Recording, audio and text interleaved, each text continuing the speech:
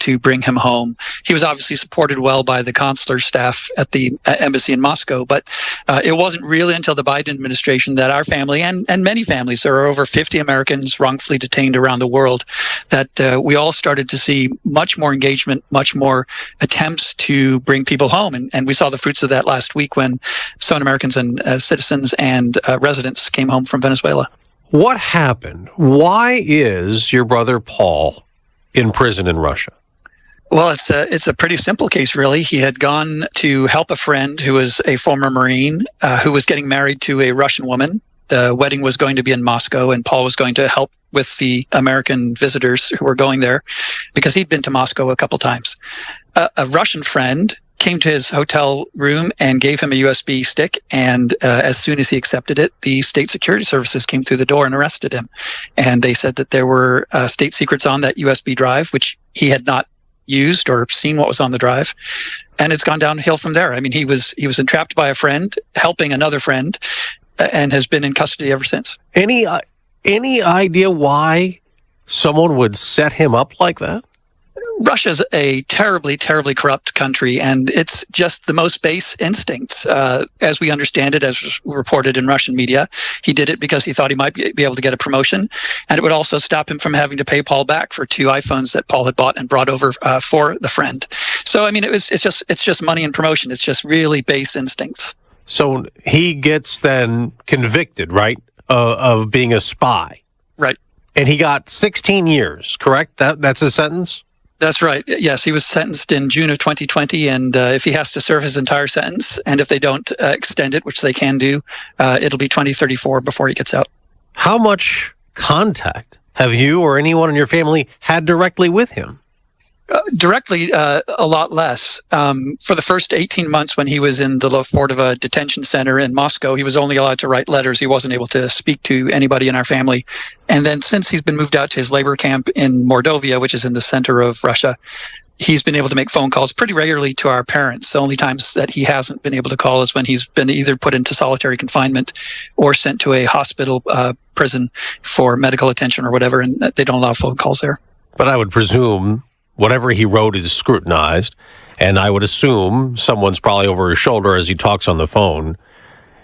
Would you literally assume? Yeah. Yeah, right. Literally, and they are often recording his phone calls to our parents. So he's not able to, talk about his case. It is mostly about things that are going on in the prison, just day-to-day activities, and my parents the same way. They talk about their day-to-day lives in Michigan. What does he say? What does he say he has to do in a labor camp?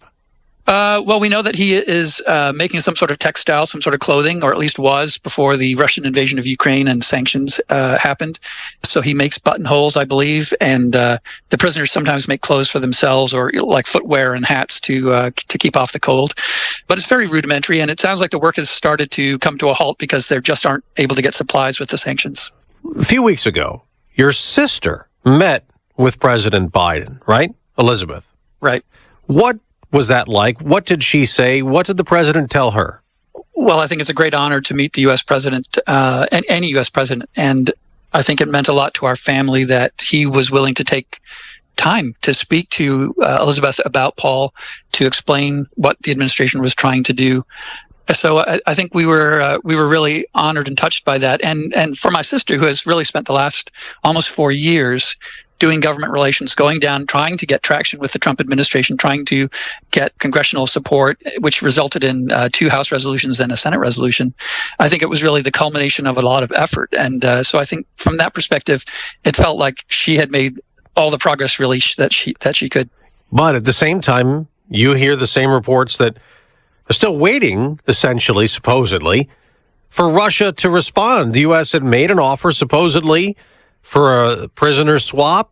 There was reports that it was some arms dealer named Victor Boot, but it has to be frustrating for you. It is frustrating, and I think that I would just qualify what you said in that I don't know that they have not made any response. They had asked for the release of a Russian assassin who is being held by the Germans. And, the U.S. government isn't able to agree to that. And so the Russians may be making all sorts of crazy demands, and the U.S. government may just not be able to fulfill those demands and may have to wait until the Russians realize that. And that's got to be even harder to know that they're being not really negotiating in good faith. Exactly. Yeah, I think that's the frustrating part. Do you fear that it's possible that they might do a swap for just Brittany Griner and not involve your brother? Is that possible? Oh, more than possible. We saw that with Trevor Reed in April of this year, and I think that it's at least a 50% chance that will happen.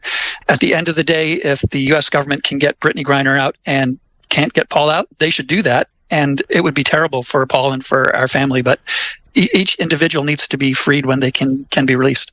Trevor Reed was set free in April in a prisoner swap with Russia. He was jailed there for 3 years. When I came back, I was 130 pounds. I've regained about 60 pounds since I've been home. And Reed told Fox's Bill Hemmer, it's terrible there. Obviously, the food that you're getting is extremely poor quality. In the forced labor camp, I refused to work, so I was being punished by being put in solitary confinement that consists of basically just a concrete room. I slept on the floor for most of my time there. And David Whelan is happy for Trevor and the Reed family that his ordeal is now over.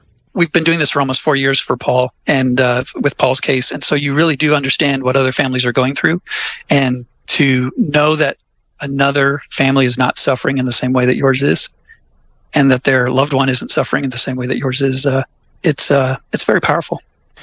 I know in Paul's background, he's mentioned he was a former Marine, but he had a bad conduct discharge and a court-martial conviction. That's all years ago. Is that possible that led to the U.S. government not being interested right away at helping him? I don't think so.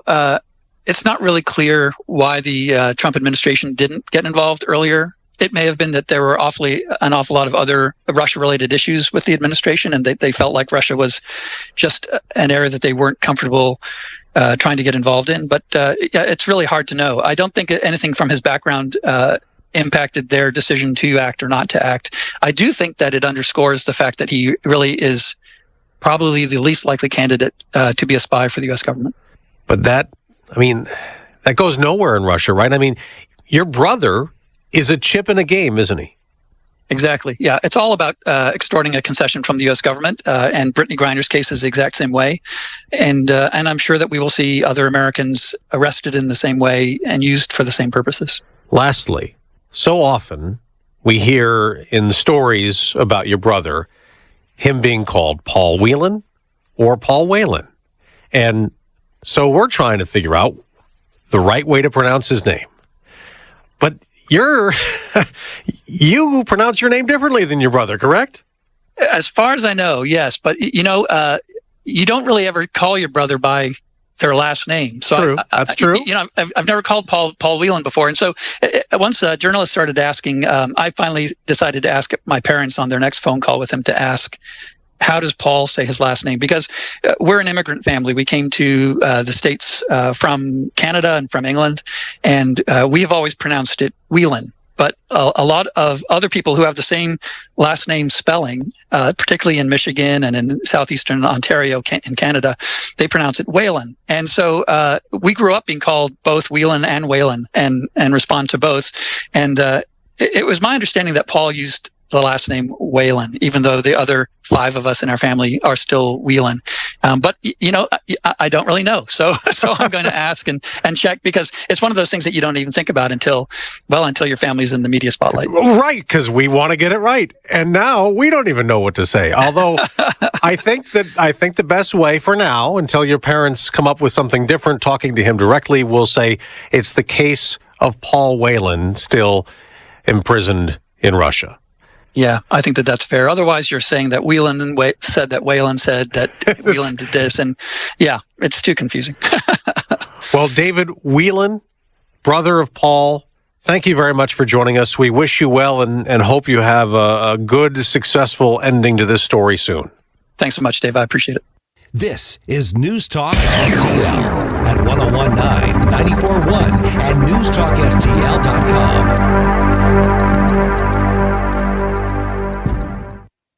Prescription products require an online consultation with a healthcare provider who will determine if a prescription is appropriate. Restrictions apply. See website for full details and important safety information. Subscription required. Refund available for 60 days after purchase. Hey guys, did you know there's a generic form of Viagra that works just the same but is 90% cheaper? And you can get it online? Just go to 4hims.com/joy. At Hims, you'll get a free medical consultation, discreet shipping if prescribed, a 100% online process, and trusted generic alternatives to the biggest brands at 90% off. That's right, get generic for Viagra, the same active ingredient as brand name Viagra, but 90% cheaper. It's the same medication you get from your doctor, but with zero copay, no expensive appointments, and no awkward face-to-face conversations. Results are guaranteed or your money back. To start your free online visit, you need to go to this exclusive address, 4hims.com/joy. That's 4hims.com/joy for your free online visit. FORHIMS.com/JOY. Here's a message just for the attorneys out there. So you passed the bar, joined a firm, or even built your own. Now are you finding out that you're doing more administration than actual law practice? Lexicon can help. Lexicon is a legal technology provider with over a decade of experience streamlining administrative tasks like timekeeping, billing, and more, so you can focus on maximizing billable hours and increasing client satisfaction. Call 855-4-LEXICON or visit lexiconservices.com/go to learn more. We tried Dynovite nutritional supplement, and after a couple of weeks, we noticed a big difference. Our little Gizmo's coat was shinier, and there was a lot less scratching and shedding. My dog smelled and scratched constantly. We bathed and sprayed her, took her to the vet, but no results. Now, a little Dynovite in her food helps Bella keep her beautiful coat with no scratching or smell. Happier, healthier with every bite. Over 1 million pets helped with Dynovite. Columbo and Katie. President Biden just released more oil from the strategic reserves. Katie and I will talk about that and other issues that affect your finances on Thursday when we talk to Jason from Pocket Watcher with JT at 2:25. Weekdays at 2 on Newstalk STL. Crime, corrupt public officials in City Hall, residents moving out of St. Louis at a rapid pace, all due to the one-party rule that's damaging the city of St. Louis. Navy veteran Republican Robert Crump is running for State Representative District 82 to make a difference. Crump will use no nonsense, just common sense. Conservative solutions to solve our city's problem. On Election Day, make your vote count. Vote for Navy veteran Robert Crump for State Representative. Paid for by Citizens for Crump 2022, Mary Teresa McLean, Treasurer. Hi, I'm Dr. Alan Link, owner of the Dental Link. You've heard ads about teeth in a day, but did you know that you will be chewing on plastic, acrylic teeth? Here at the Dental Link, we can give you porcelain crown and bridge teeth utilizing mini dental implants that function much more like real teeth at about half the cost. Plus, mini dental implants are less invasive, less painful, and your recovery time is much shorter. Give us a call at 314-794-6464 or simply visit us today at thedentallink.com. The Vic Porcelli Show. Tim said, how about pseudo-fascist? That's probably the best. But they're not using it. See, somebody said, no, they didn't say quasi. I said quasi. I gotta remember what I say. Well, I just don't know what semi-fascist could possibly be. Half fascist. We're fesh. Semi-fascist would be fesh. That sounds like the popular term. The kids would say, yeah. Oh my God, Ken, you're right. What's the sitch? Well, I'm a fash. Vic Porcelli, weekday mornings at 9 on Newstalk STL. Oh, Adam, you are so romantic. And I love the kitchen you found with all these great crumbs. Yeah, baby. Only the finest crumbs in the kitchen for my favorite aunt. Oh, no. It's the pest control company again with those green wheels. They always kill the mood. This is Derek, the owner of All Solutions Pest Control. Give us a call today at 636-486-7888. We'd love to help you out. Learn more about our special $67 offer. You can visit us online at allsolutionspestcontrol.com. If a pest-free home is your goal, call All Solutions Pest Control. Welcome home to St. Louis's new choice for conservative talk. Tired of these liberals always accusing us of what they're doing. News, analysis, and opinion. What's going on? We've seen this nuclear threat. Dangerous signal from President Putin. There will be catastrophic consequences for Russia. Big government socialism wrecking this great country. They will lose, and they know that. It's interest rates again. The commitment to America. 101.9 and 94.1 News Talk STL. Welcome home. All of this energy making it to the East Coast. This is where the center of that storm is now. And precise analysis. That's the biggest controlling factor in how many hurricanes. Hurricane season. Stream Fox Weather now for every moment.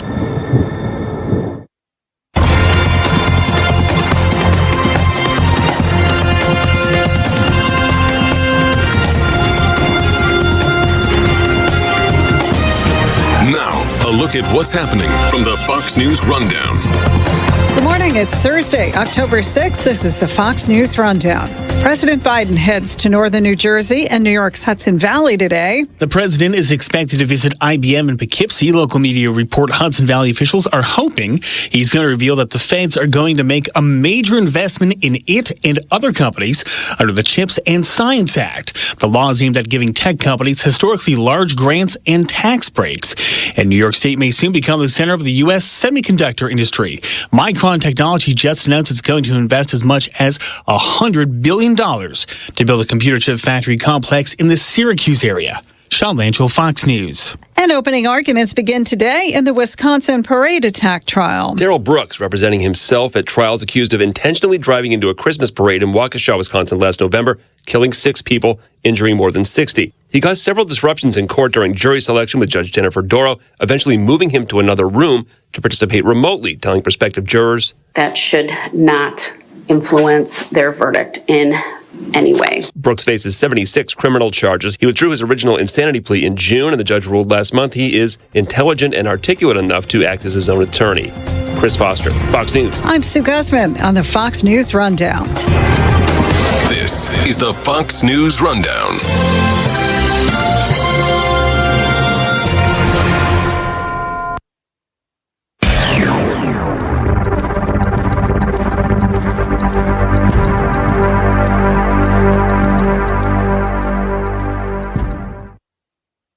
Stay on top of the latest forecast with America's Weather Team in the palm of your hands. Here's the latest from America's Weather Center. It's Fox weather updates throughout your busy day, every day. 5 inches of rain by tomorrow. Temperatures being 30 degrees above average. Put the power of over 100 meteorologists and the worldwide resources of Fox in your hands with the Fox Weather Podcast. Precise, personal, powerful. Subscribe and listen now at foxnewspodcasts.com.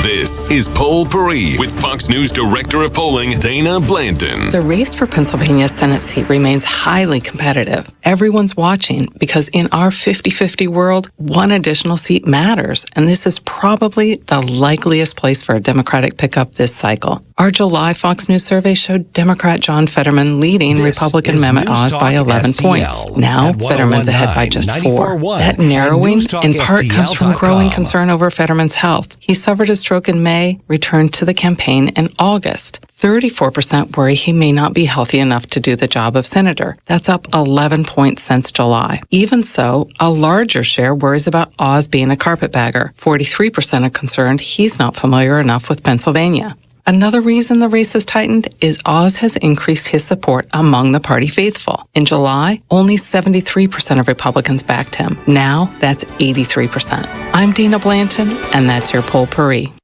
Now, from the historical audio archives of Fox News Talk. Heavy snow fell in Washington, D.C. the night before John F. Kennedy's inauguration, but thoughts of canceling the plans were overruled. On January 20th, 1961, he stood in the bitter cold on the steps of the Capitol and before a crowd of 20,000 was sworn in as the 35th President of the United States. The energy, the faith, the devotion which we bring to this endeavor will light our country and all who serve it. And the glow from that fire can truly light the world. And so, my fellow Americans, ask not what your country can do for you. Ask what you can do for your country. Stay tuned to hear more history as it unfolds before your ears. It's the audio archives of Fox News Talk. I'm Ashley Dvorkin with a Fox Celebrity Profile with Montel Jordan, recently revealed as Panther on Fox's The Masked Singer. I'm a huge Nick Cannon fan. That's my guy. I love him. I've watched the show, and I've watched for years people mistakenly think that was me. And so just the opportunity to go there and them not be able to guess it's me after so many years felt like a win. So it wasn't that you necessarily were trying to disguise your voice, as some people do when they have a familiar voice. Was it more you were trying to see how much you could experiment with it and push it for yourself? I'm working on a jazz album. And so to try and create something that sounds like me, that I know what I sound like, but people have maybe boxed me into the nasally R&B song from 1995 and think that's me. I'm so much more than that. Ashley Dvorkin, Fox News. This is Fox News Talk. Headline Rewind. 1969. We find ourselves rich in goods, but ragged in spirit, reaching with magnificent precision for the moon, but falling into raucous discord on Earth. I have decided to order the immediate redeployment from Vietnam of the division equivalent of approximately 25,000 men. At the inquest, I responded as completely and as truthfully as I could to the questions that were put to me by the judge as well as the district attorney. Tranquility Base here. The Eagle has landed. I'm going to step off the limb now. It's one small step for man, one giant leap for mankind. This is the largest group of people ever assembled in one place. Good morning. What we have in mind is breakfast in bed for 400,000. News as it happened. News as it happens. This is Fox News Talk. This October on Fox and FS1, the NL postseason is going to be ridiculous. You've got Mookie, Freeman, and the heavyweight Dodgers out west. You've got Acuna Jr. and the reigning champs. In St. Louis, you've got Gold, the MVP favorite and the Renaissance man. Oh, and the two aces and queens, yeah, have fun against them. The NL postseason on Fox and FS1. Let's go. News, analysis, opinion. They're still anti-science and anti-governance. Democrats offer a vision for a better America. He's losing support and enthusiasm among the base. 101.9 and 94.1. You're going to enter a problem. News Talk STL. The Range St. Louis West is all about safety. That's why training is a critical part of what we do. No one wants to be in a situation where seconds count, but help is minutes away. But if that day comes, are you ready? No matter what your firearm experience level is, we have courses and instructors that can help. The Range St. Louis West is the area's premier training facility, shooting range, and all things firearms retail facility. Check us out online at therangestl.com or stop by and visit with our professional staff. The Range St. Louis West. Are you ready? Since 2007, the state of Missouri and local governments have handed out almost $5 billion in tax subsidies or abatements to private developers. That money could have gone to basic services like schools and public safety. And studies show these subsidies don't produce the promised jobs and growth. If developers want to build a sports stadium or shopping mall, why should they be given our tax dollars to do it? It's time to reform economic development subsidies. The Show Me message has been brought to you by Show Me Institute and Show Me Opportunity. Are you downright disgusted with the corruption of our Democratic leadership at St. Louis City Hall that's been reported in the news? Hi, this is Mary Teresa McLean, Chair of the Republican Party City of St. Louis. If you want to put our city that we all love back on track, you must get involved. If you're ready to be part of the solution, we invite you. Come and meet us. Learn more at stlouisrepublicans.com. Paid for by St. Louis City Republican PAC. Curtis Farber, Treasurer. Hi, I'm Rodney Wallner. And I'm Jen Wallner with the Wallner Home Selling Team at Berkshire Hathaway. Hey, Jen, how do you sell your home for top dollar? That's easy. Call the Wallner Home Selling Team at 314-810-SOLD. What if I want a flexible commission plan? Call the Wallner Home Selling Team at 314-810-SOLD. What's the best time to sell your home? Right now, call the Wallner Home Selling Team at 314-810-SOLD. For all your real estate needs, call the Wallner Home Selling Team at 314-810-SOLD. That's 314-810-SOLD. The news and talk that affects St. Louis. Raised interest rate by 0.75 percentage point. Nothing short of bad. Vladimir Putin threatened not to ease tensions, but to escalate them through the threat of nuclear weapons. This is 101.9 and 94.1 News Talk STL. Bill O'Reilly here, and I'm warming up. Stand by for the O'Reilly Update Morning Edition. But first, no question there is a concerted effort to intimidate and silence conservative thinkers and replace our God-given individual liberty with big government controls. AMAC, the Association of Mature American Citizens, is the leading conservative advocacy and benefits organization in America. AMAC gives you access to exclusive benefits and all kinds of great content. Please stand with AMAC at amac.us. That's amac.us. On this Thursday, sometimes being a decent human being is demanding. It requires discipline and courage. It's challenging, to say the least. If Herschel Walker wins the Senate race in Georgia, the Republican Party will likely control Congress completely. So the knives are out for Mr. Walker. A leftist website is reporting that the former football player paid a woman to abort his child. Walker denied it on the Sean Hannity program. And we are supposed to be a nation that believes in due process. That means Herschel Walker is innocent until proven guilty.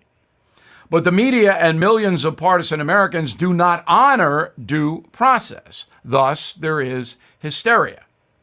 If Walker did not pay for the abortion, he should sue the Daily Beast immediately. If he did, he should admit it, period. He should try to regain decent human being status. He's a Christian. The doctrine is built around forgiveness. But if Walker is guilty, I would not vote for him. I very much hope Herschel Walker is innocent, as all decent people should. Politics is one thing, but the destruction of a human being is quite something else.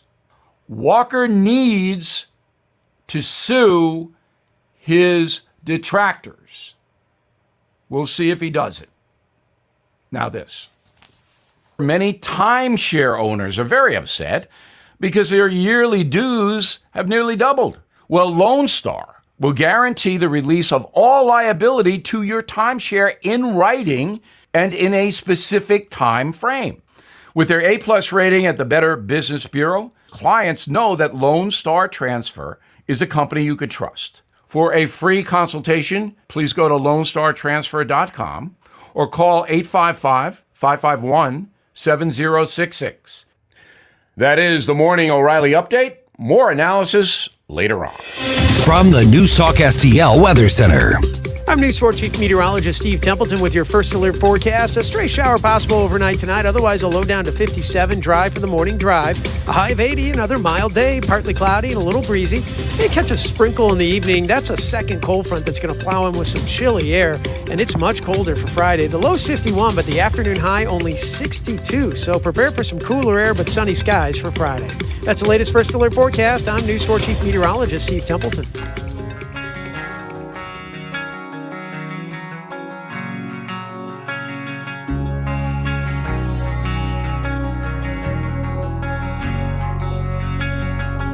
News, analysis, opinion.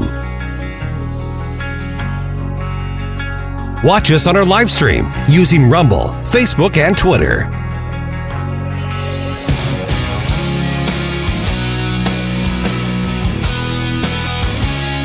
Let's get the conversation started, St. Louis.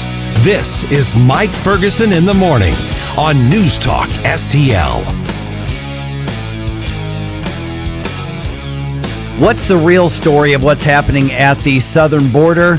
Well, we had a chance to chat with somebody who spent some time there and saw it firsthand. On Wednesday's program, we had a really good conversation with Virginia Allen from the Daily Signal.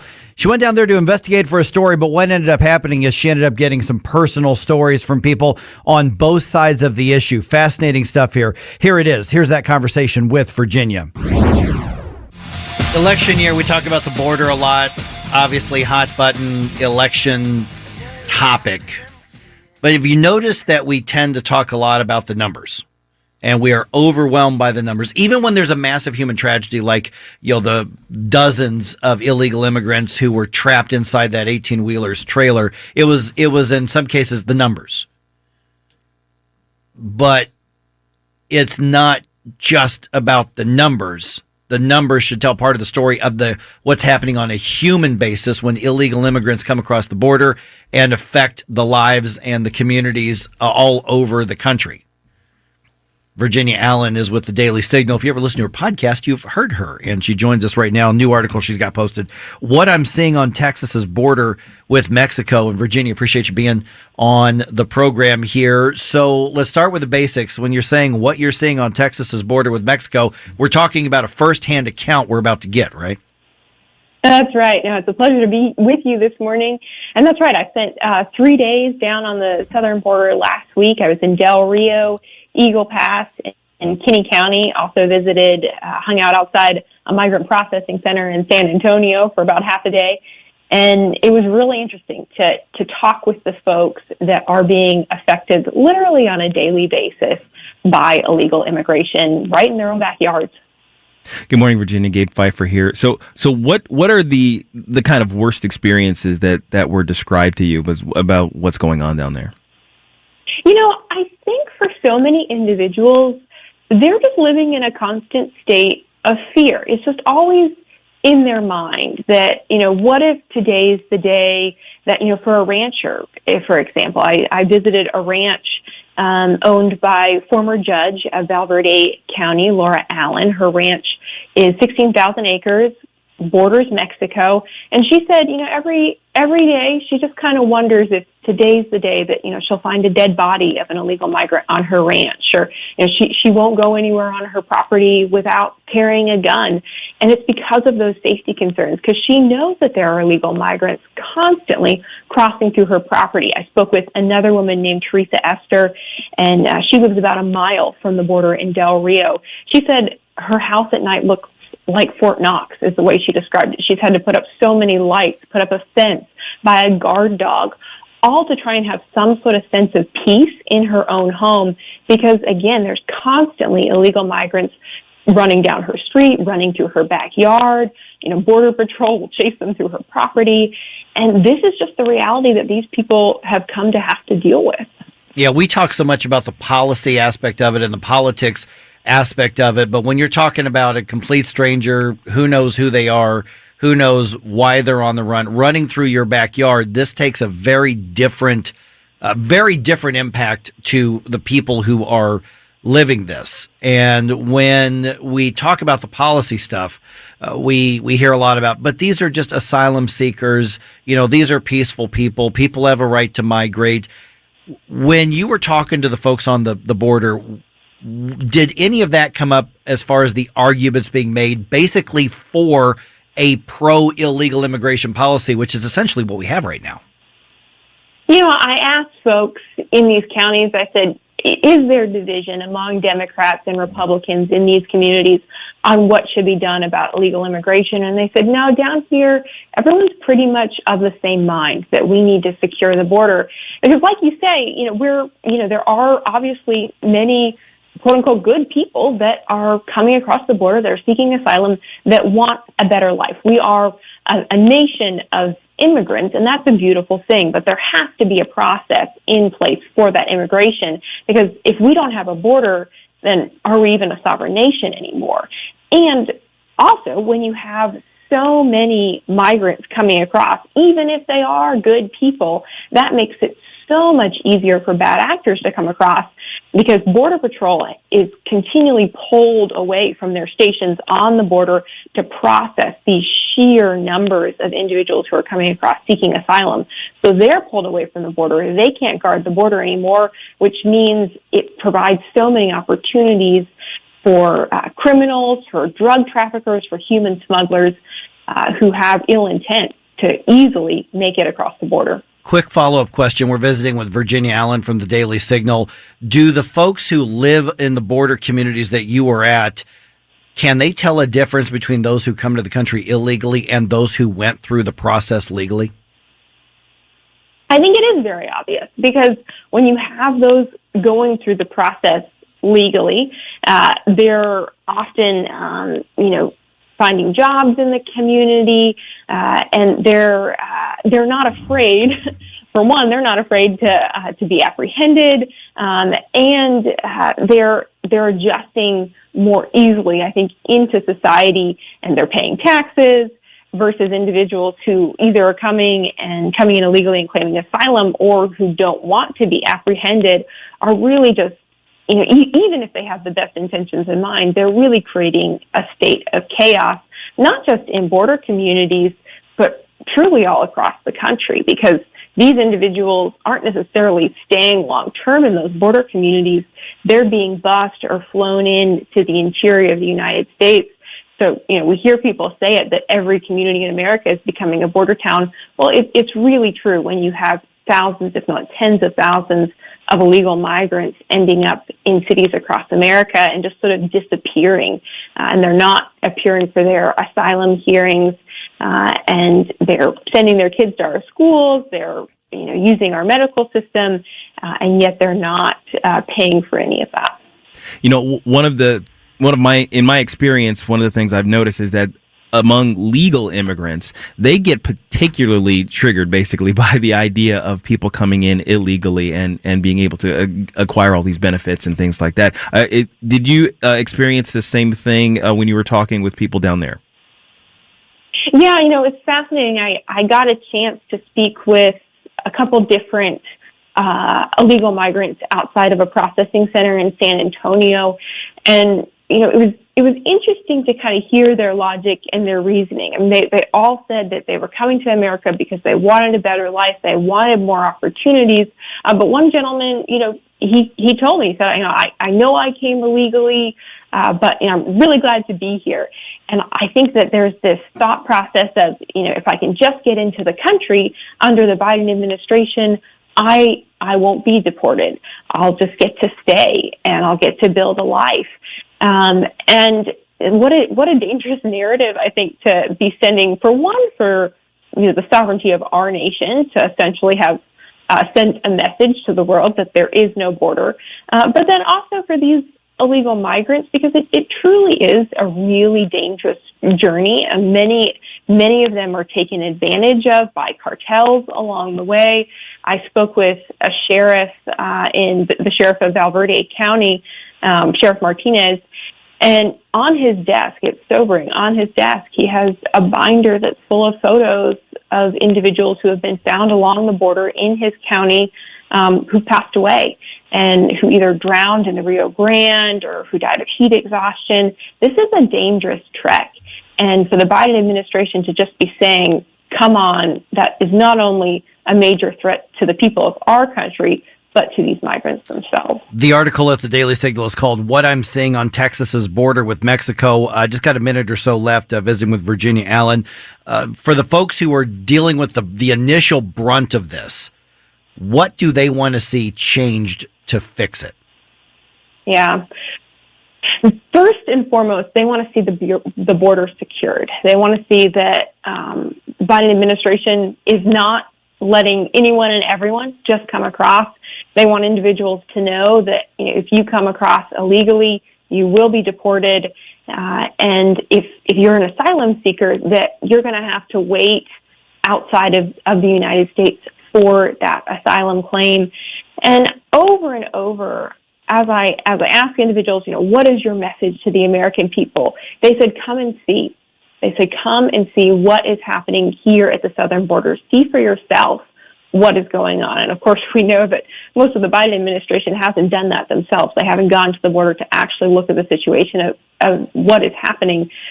But I've been hearing for years about what is happening at the southern border. This was my first trip down there, and honestly, it was incredibly eye-opening to see firsthand, for all intents and purposes, we don't have a border right now, and to see how much of a well-oiled machine illegal immigration has become under the Biden administration, and because of the Biden administration's failure to secure the border. All right, Virginia Allen, dailysignal.com. Look for the article, What I'm Seeing on Texas's Border with Mexico. Virginia, thank you so much. Thank you for your time. Let's get things started with that News Talk STL News Roundup coming your way in about 4 minutes right here on 101.9 and 94.1 News Talk STL. For podcast articles and more, find us on NewstalkSTL.com.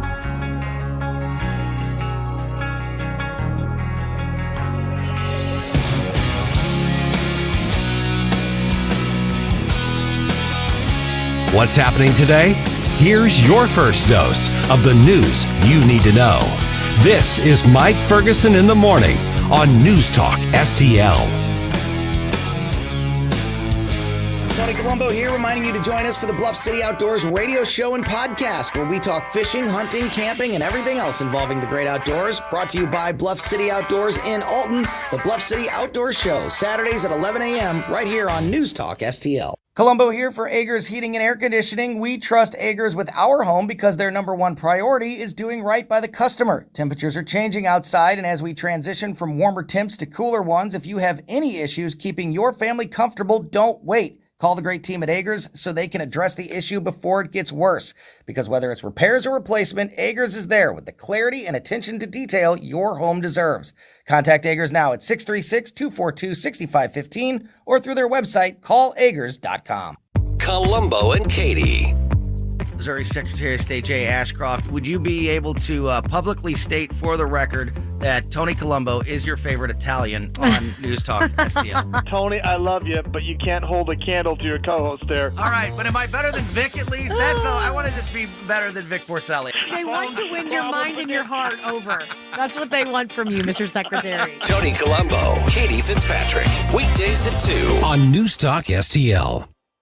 Hey folks, here's great news for active aging seniors. The Kanega Watch, the only medical alert smartwatch with built-in fall detection. Yeah, the Kanega Watch is much different than the other guys. It's a stylish, discreet watch you can wear all the time. Get help through the watch in one of three ways. Your voice, pushing the watch's alert button, or have the fall detection connect you to a U.S.-based 24/7 monitoring center who'll speak to you through your watch and can send help to your GPS location nationwide. And get this, it can do that even if you're not responsive. This is true 24/7 peace of mind for you and those that love you. Order your Kanega Watch with a full refund 30-day trial period. Call now, 800-413-7152. 800-413-7152. 800-413-7152. That's 800-413-7152.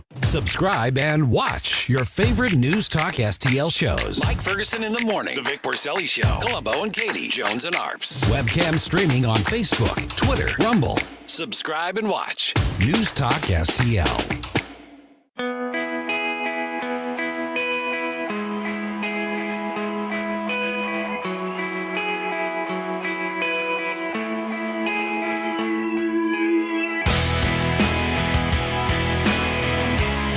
Talk lines are open now at 314-912-1019. Having your first cup of coffee? Mike's on his third. This is Mike Ferguson in the Morning on News Talk STL.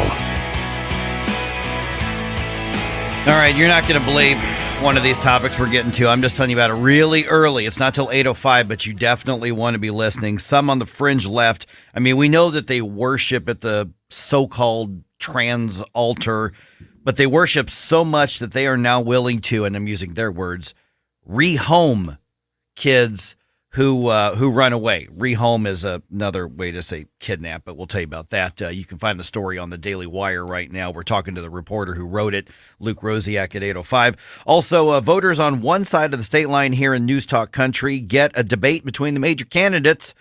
Other side, not so much. The update's coming here in just a minute. And a judge rules that the Obama-era DACA policy, deferred action for childhood arrivals, was put into place illegally. Now what? This is going to be really, really confusing for a lot of people. But the courts are now finally starting to recognize that the executive order to put DACA into place, the initial one, that was done beyond the scope of presidential authority. Let's put it that way. Boy, the wheels are turning slowly on that one, huh? Very, very, very slowly. And it's going to be a very slow train wreck, considering you're talking about hundreds of thousands of people right now that, from a policy perspective, okay, now what? Now what?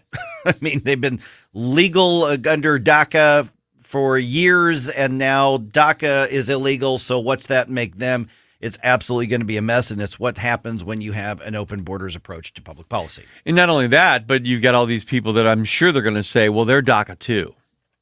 Yeah, I mean, DACA is a very specific thing where you were put into the program and not documented as in legal. Well, I mean, but I'm they going were by Dreamers, I guess, yeah. or something like that. Well, that's what we're talking about. Yeah. Dreamers. I mean, the Dream Act was a different thing, but it was related. So Yeah.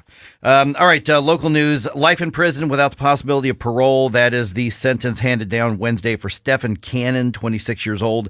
He's the man convicted of murdering retired police captain David Dorn. His entire defense wasn't me. And the courts saw that the evidence told them differently. So may there be some sort of peace and moving forward for Ann Dorn and the entire Dorn family. He did apologize, though. Yeah, he said, I apologized, but I didn't do it. I'm sorry for what you went through, but I didn't do it. So it was one of those, basically leaving his options open for an appeal. So I suspect that's going to be next. All right, speaking of crime, new FBI statistics show violent crime numbers are rising nationwide. No surprise there. And they could actually be worse because two major cities are not included. Fox's Lucas Tomlinson has the story. Crime stats that don't include New York or LA is like postseason baseball this year without the Yankees or Dodgers. Despite this glaring omission, the numbers still paint a grim picture. According to the FBI's crime stats released Wednesday, murder continues to climb in the United States, up over 4% from a year ago. 22,900 murders, up from 22,000 in 2020. Recall last year's FBI murder stats saw a 29.4% spike from 2019 to 2020. The biggest jump in decades, actually since the start of national record keeping began in 1960. So last year was worse than the worst year in recorded U.S. history. Yeah, so you toss in New York and LA statistics when they're not really reporting them, and the violent crime rate over the last year and a half, 2 years is way, way up. Boom. Yeah. J.B. Pritzker and Darren Bailey have their first debate tonight. That happens on the Illinois State University campus in Normal. WGN is carrying that debate. That's on most cable systems around here. I haven't seen any list of local broadcast coverage in St. Louis, but it will be streaming at a website called CIProud.com, which stands for Central Illinois Proud.com, and that starts at 7 o'clock. Cardinals playoff schedule is now out. Friday's game 1 against the Phillies starts at 1:07, a weirdly specific time, 1:07. That's going to be on ABC, so Channel 30. Saturday's game, 7:37, again, weirdly specific. That's going to be on ESPN 2. Go Cards. All right, just ahead here, talk a little bit more about this debate thing. 10-year-old George Haruza and his parents, with only what they could carry in a suitcase, made a daring escape from behind the Iron Curtain of communism. George Haruza and his family risked their lives fleeing communist oppression to secure the freedom and promise of America. George Haruza quickly learned English, studied hard, and worked harder. Overcoming every hurdle in his way, George Haruza is now a world-renowned surgeon, educator, and physician leader. So I do believe in a limited government. Governments should provide for the people who are really in need, encourage everybody else to rise up to their potential, and then mostly get out of the way. Now George Haruza wants to bring his record of getting good things done to the state Senate, and George Haruza understands the mission. George Haruza for State Senate, a record of getting good things done. Paid for by Haruza for Missouri. Start a podcast for your business today with Epic STL Podcasts. Engage existing and potential customers, build trust in your brand, and drive traffic to your business. Log on to NewstalkSTL.com and click on the Epic STL Podcast button to learn more. Do you own an annuity, either fixed rate, indexed, or variable? Are you paying high fees and getting low returns? If so, Annuity General would like you to have this free book to learn the pitfalls and mistakes of buying an annuity. The Annuity Do's and Don'ts for Baby Boomers contains the little-known truths about annuities, like how to help reduce your fees and increase retirement income. And it's free. That's right, free. As a bonus, we'll also throw in a free annuity rate report just for calling. We researched over 1,000 annuities and summarized rates and benefits from financially strong insurers. You get Annuity Do's and Don'ts for Baby Boomers and the Annuity Rate Report, both absolutely free for calling Annuity General today. Hurry, supplies are limited. Call now. 800-649-8619. 800-649-8619. 800-649-8619. That's 800-649-8619. WIHD3 Clayton, K270BW Bellefonte, KNVS Bowling Green. This is News Talk STL at 1019, 94.1, and always streaming at NewstalkSTL.com. News this hour from townhall.com. I'm Rich Thomason. After OPEC ignored his pleas not to cut oil production, President Biden is set to make a move that many fear will further jeopardize national security. His advisors say Mr. Biden will withdraw another 10 million barrels of crude from the nation's emergency oil stockpile. The strategic petroleum oil reserves are at a 40-year low due to the Biden administration's efforts to shrink gas prices ahead of the midterm elections. Now, the president says he will release even more barrels, 10 million this month, as OPEC announces it will make its biggest cut in production in more than 2 years. Earlier this week, White House Press Secretary Karine Jean-Pierre said there were no plans to continue releases from the strategic reserve after a 6-month release of 1 million barrels a day. The president has released 160 million barrels of crude since March. Tasha Stevens reporting. And the U.S. Oil and Gas Association says there's only one option left for the Biden administration, and that is the U.S.-based oil and gas industry, an option the trade group says the Biden team should never have rejected in the first place. It's the sound of progress in Florida. Heavy equipment being deployed to clear the mountains of debris left by Hurricane Ian. Governor Ron DeSantis says power and water are being restored, but it takes time, especially in the hardest hit areas. Concrete utility poles snapped in half. I saw a lot of places where the lines were totally down. The governor's remarks aired by WZVN-TV. DeSantis spoke after meeting with President Biden. The president paid a visit to Florida yesterday. On Wall Street this morning, stock futures pointing to a lower open later on. Right now, the Dow futures are down 187 points. NASDAQ futures off 85, S&P futures down 27 points. More on these stories, townhall.com. Relief factor, pain relief that's natural, pain relief that works, and pain relief that attacks the source of the pain. That's the experience of tens of thousands of Americans who are taking Relief Factor right now. See their incredible video endorsements at relieffactor.com and then order your 3-week quick starter pack for just $19.95. That's less than $1 a day. Find out if it can work for you like it works for me by ordering your 3-week quick starter pack today. relieffactor.com, relieffactor.com. Be the next success story. Angie's List is now Angie, and we've heard a lot of theories about why. I thought it was an eco move. Fewer words, less paper. No, it was so you could say it faster. No, it's to be more iconic. Must be a tech thing. But those aren't quite right. It's because now you can compare upfront prices, book a service instantly, and even get your project handled from start to finish. Sounds easy. It is, and it makes us so much more than just a list. Get started at Angie.com. That's ANGI, or download the app today. From the Michaels Flooring Outlet Traffic Center. On northbound 55, there's a little bit of a slowdown in the right lane. We've got a crash between Butler Hill and 270. Everything's off on the right side, but it is a little busy. Also on 55 southbound, about 2 miles before Route Z, we've got a crash. They're just partly blocking the right lane there. It's not causing a slowdown. I'm Joe Sonderman. That's the very latest from the News Talk STL Traffic Center. This report sponsored by Lowe's. At Lowe's, every pro is an MVP to us. MVP's Pro Rewards members visit Lowe's now and earn bonus points on products and brands like DeWalt. Then redeem for Lowe's e-gift cards and more. Bonus points calculated before taxes and fees. After applicable discounts, if any. Subject to program terms. Visit Lowes.com/MVP bonus points for details. Now through 10/28. From the News Talk STL Weather Center.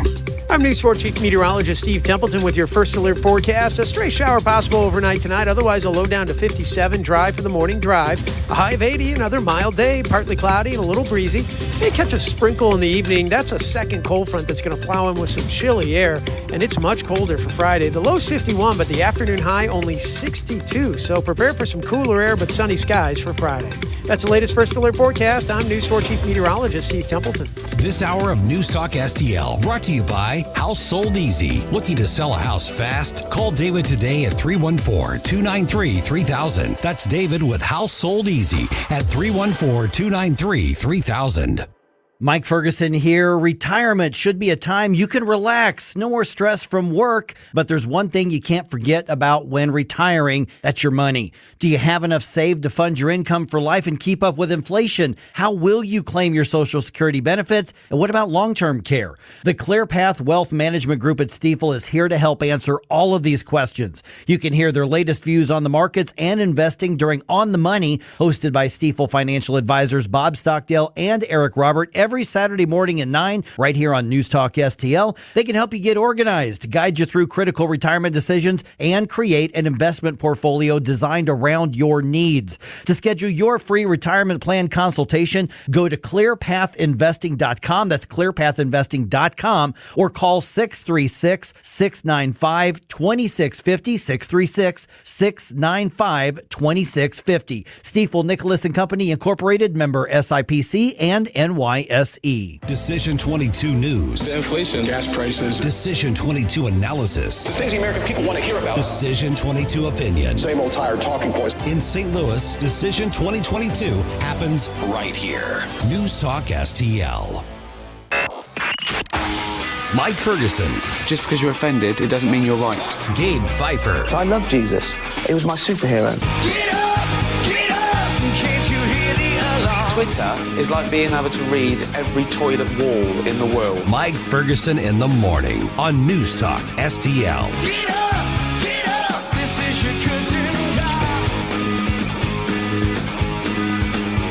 God. Brace yourself, people. What's happening? Okay, we'll give you the full update at 6:20, but all the warning signs are here. We've been telling you that it's coming. If the warning signs are here, a crucial part of your household budget is about to go up again, even worse. And yes, I'm talking about gas prices. Mm-hmm. Yep. The overall year and a half plus of complete policy mismanagement, eco-worship, left-wing policy is going to drive up cost even more than where they are right now. We'll tell you why at about 6:20. 6:06 right now. I'm Mike Ferguson. Got Gabe Pfeiffer here. Got Kim Williams here. By the way, before we get into this question over debate, because we've talked about the debate thing a couple of times, but there is a debate tonight between J.B. Pritzker and Darren Bailey. But by the way, on the Missouri side, Governor Parsons signed that tax bill into law on Wednesday, the one from the special session. Agriculture industries are very happy about that for the breaks and the incentives that they get. Republican candidates are going to be bragging about the tax cuts that they delivered for everybody else. But the reality is you're probably not actually going to notice it. It's that small. And they had an opportunity to make sure that you could notice it when you do your tax returns by doubling the exemption, but they didn't do that. So listen, my friends, we're obviously a conservative station. You swung and missed on this one. So don't tell me you hit a home run when you didn't. Just saying. Yeah, I mean, I imagine that all of the football spiking right now by the conservatives who, admittedly were the ones kind of leading the charge on the good versions of tax cuts. Them spiking the football on this one is really just a political play. You kind of have to take the win. I mean, they're pumping it up way bigger than it should be, but I get it. I just don't care. And if anybody wants to know why I don't get invited to speak at specifically Republican things, it's because I call balls and strikes, and you guys swung and missed. It was a strike. Well, everybody on the left, they spike a football on lies. Basically, they spike a football on things that really never even happened. So why not? I mean, they need to take advantage of every moment of promotion they can. Yeah, they're just promoting something's not there. Well, true, but when they get a daily dose, we get a daily dose of it on every media network. Yeah, I call out the left. I'm going to call out the right when they do it. Sure. So, yeah. Sure. But I'm glad we had people fighting for a real tax cut. They just were overwhelmed by the Republicans, capital R Republicans, who weren't interested in a real tax cut. So kudos to the ones who really tried for it, and phooey on the rest of you. Yeah, phooey. Yes, we're on the radio. Exactly. Okay, so tonight, 7 o'clock, race for governor in Illinois. J.B. Pritzker and Darren Bailey, the Republican nominee, are actually going to have a debate. Illinois State University in Normal. I have not seen any broadcast coverage listed in St. Louis. Every other market in Illinois is going to have it. So most cable systems have WGN here in the area. And if not, the streaming service, you can get WGN streaming service really easy. So they are going to be broadcasting that in addition to a bunch of others. The CIproud.com, that stands for Central Illinois, which looks like it's just a news website for Central Illinois particularly. They're going to be streaming it as well. It still looks highly unlikely. I'm not going to say it's not going to happen, Gabe, but highly unlikely that there's going to be a debate between Eric Schmidt and Trudy Busch Valentine at this point. We're 33 days away from the election, and nobody's got something even in the planning. It's safe to say it's just not going to happen. Yeah, I imagine they're going to be focusing their efforts in other avenues. You know, who wants a debate right now? I guess, from the political standpoint, from the politician standpoint, from the campaign manager standpoint, who wants a debate? Right. Because the value, the cost benefit analysis they'll do is usually going to come out negative. I would prefer that we actually discuss policies on a regular basis, but I don't know. The public doesn't respond as well to those things as they should when it comes to voting, and I think the campaigns now are adapting to that. Yeah, that's very true. I mean, here's what's happening is both candidates are limiting their exposure to local media. Eric Schmidt's doing a couple here and there, but for the most part, if it's not Newsmax or Fox, he's not really doing media. And to your point, the messaging at this point from both sides is all one way. Right. We're talking about videos on Twitter or videos on, Instagram, the posts that, statements and all this kind of stuff, because it's completely controlled. Republicans do this, Democrats do this. This is what the consultants and campaign managers are telling them because they've studied this. And the style of campaign has just changed to online and social media. But occasionally you're going to have the thing where people can meet. Like, for instance, Sunday, Eric Schmidt's going to be at the Freedom Fest. And if you got a question for him, you're probably going to get a chance to ask him. So those things are going to happen. And yes, Democratic trackers are likely going to be there with their cell phones out trying to catch him. What happens with these debates is that, one, people like us want to listen to them. Yes. We want to compare and contrast, even though I think most people have decided who they're going to vote for. The other part is that basically what these are used for now is opposition fodder. What did they say that we can put in context or take out of context that looks really good in an 18-second Twitter clip where you can stop it and have the big boom sound effect, turn your opponent into a grainy black and white photograph, have ominous music, deep voice guy. Yes. What is he really thinking? Yeah, exactly. And that's what these have turned into. So partly you can blame the politicians and the consulting class and all that kind of stuff, but you can also blame us because we react to stuff like that.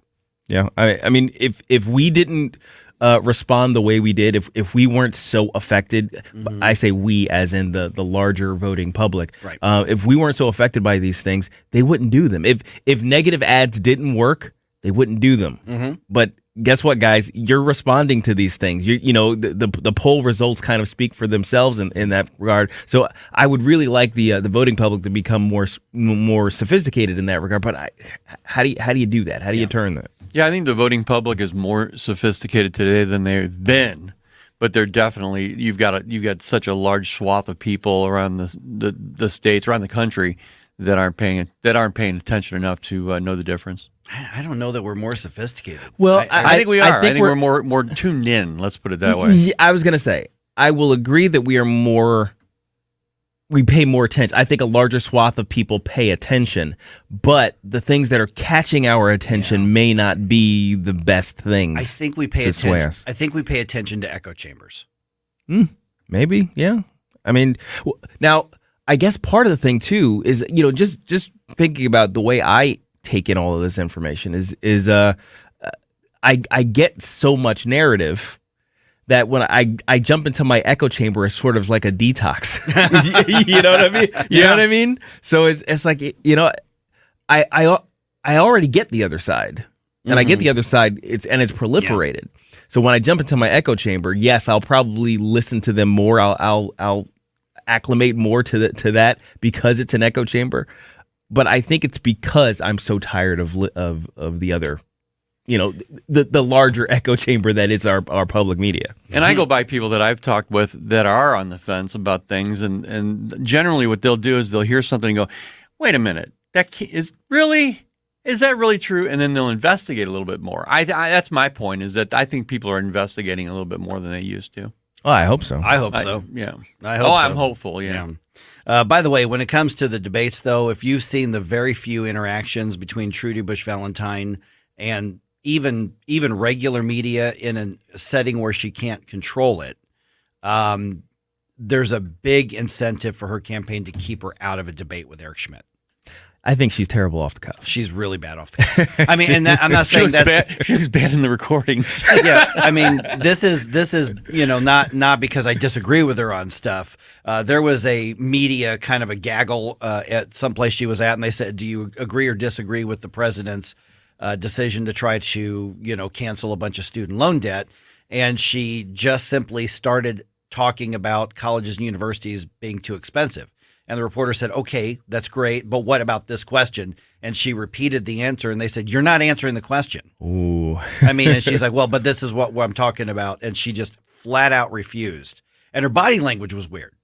She wouldn't even look at the reporter who kept pressing her for an answer on the president's policy that she would be dealing with if she were elected to office. But there was another Zoom video that showed up where she was on some sort of meeting, and the question was asked, do you support canceling student debt? And the guy just went around the Zoom room, and it got to her, and she went, yep, absolutely. So the reality is that she's way out of touch with Missouri voters, without a question. And I think we know how this one's likely going to go, but that should not be a deterrent to showing up. But if you're Trudy Bush Valentine's campaign, you don't want her on that debate stage. Oh, not at all. And Eric Schmidt, I mean, he can run roughshod over her, but there's a risk in case something happens that goes wrong, and so they don't want to be on a debate stage. Like protecting a lead kind of thing. Yeah, exactly. Yeah. You're playing what's the basketball thing where you're playing four corners and just keeping the ball away from the other team. Yeah. That's just where we are. All right, just ahead, keeping some money away from your wallet every time you go fill up your gas tank. Gas prices are probably going to go up again. I'm going to tell you why so you can brace for it. That's ahead around 6:20 here on 101.9 and 94.1 News Talk STL. Get up, this is your cousin Bob. Get up, what are you waiting for? Get up, get up. Get up, St. Louis. It's Mike Ferguson in the morning. Made in St. Louis for St. Louis. It's News Talk STL. You want to give me more information? From the Michaels Flooring Outlet Traffic Center.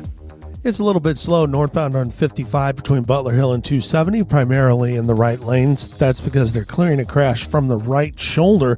That's our only incident at the moment. We are picking up a little volume here and there, but nothing much out of the ordinary.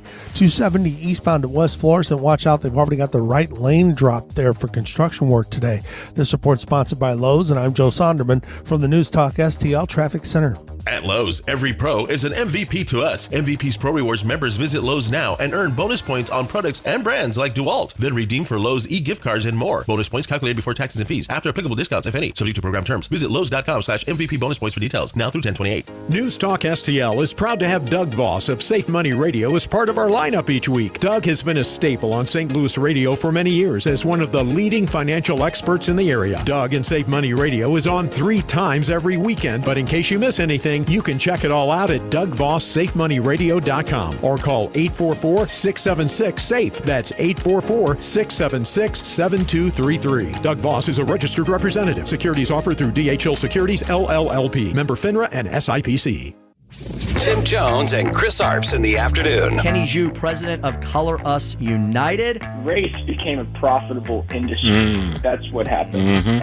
Racial victimhood. We all believe in civil rights, but then there are people who actually profit off of racial victimhood in this country. Diversity, equity, and inclusion right now, the new hot thing in companies, is a $10 billion plus industry. Tim Jones and Chris Arps. Weekdays at 3:30 on News Talk STL.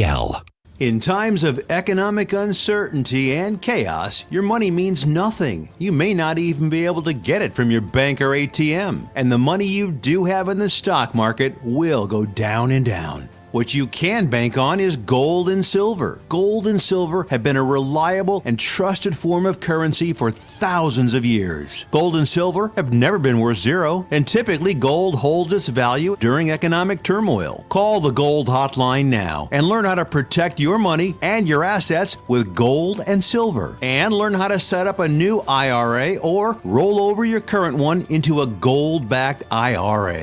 Protect your money from the next market crash with gold and silver. Call now for your free gold guide. 800-281-4224. 800-281-4224. 800-281-4224. That's 800-281-4224. Now, the Onder Prescription with Dr. Bob Onder. Is Fauci corrupt? According to the watchdog group Open the Books, during the COVID era, Dr. Anthony Fauci saw his household net worth expand from $7.5 million to $12.6 million, a 68% increase. While we were losing our jobs and kids missing school, Fauci was cashing in. In an exchange with Senator Rand Paul, Fauci refused to say whether he or other federal employees involved in the approval of COVID vaccines took money from the vaccine manufacturers. Fauci said the law did not require them to do so, so they wouldn't. Just as disturbing, in June of 2021, Fauci received $1 million from the University of Tel Aviv David Prize in recognition of his speaking truth to power and courageously defending science. Could you imagine the outrage if a Trump official took foreign government money? When Republicans retake Congress, there will be a lot that Fauci will need to explain. I'm Dr. Bob, and that's my prescription. Find more Dr. Bob Onder at bobondermo.com. Free speech is alive and well in America. Sometimes it's hard to know what's real and what isn't. Right here. The country is heading in the wrong direction under this president. We're suffering shortages. America's running out of everything. News Talk STL. News, analysis, opinion. This hour of Mike Ferguson in the Morning is brought to you by Stifel. Request a portfolio review from your Stifel financial advisor at stifel.com. That's STIFEL.com. Talk lines are open now at 314-912-1019. Get up, St. Louis. It's Mike Ferguson in the Morning. This is News Talk STL at 1019, 94.1, 99.1 HD3 and newstalkstl.com. 635, big ruling. I'm surprised it's actually not dominating headlines more than it is right now. DACA, the Obama-era deferred action on childhood arrivals, basically the children who were brought into the country illegally. A judge rules that that was implemented illegally, that the president did not have the authority to do that. So what now? So I'll give you the update at 6:35, and we will talk about that as well. Also, a little bit later on, apparently another cartoon character is been declared is now gay. So we've got that. I saw this happening again. I'm at the point where maybe it's because my kids aren't that age anymore, and I don't watch them. I'm like, it doesn't affect my life, but what do you think? So I've got one commentary on it. We'll get to that a little bit later on.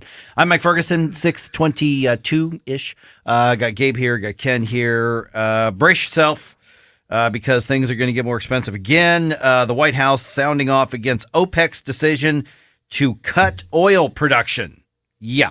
Fox News' Kevin Corke reports. The White House is actually accusing OPEC of hurting the global economy by reducing oil production. The Middle East group is ignoring the president's pleas by cutting 2 million barrels of oil production a day. The president says he plans to release more oil from the strategic reserves here in the States, upwards of 10 million barrels in November. However, that's just a drop in the bucket, say critics, who adroitly point out that the U.S. uses almost 20 million barrels of petroleum every day. By the way, overnight, the average price of gas through the country went up about a nickel. It's now $3.86 a gallon. So remember, the president is going to feign anger that OPEC is cutting oil production and not producing it. But we're not producing it here because of his policies, so we don't produce it. That's that's somehow good and environmental and barreling towards the new electric vehicle, whatever, but they don't do it, so we can't buy it from them for more than we would pay for it here.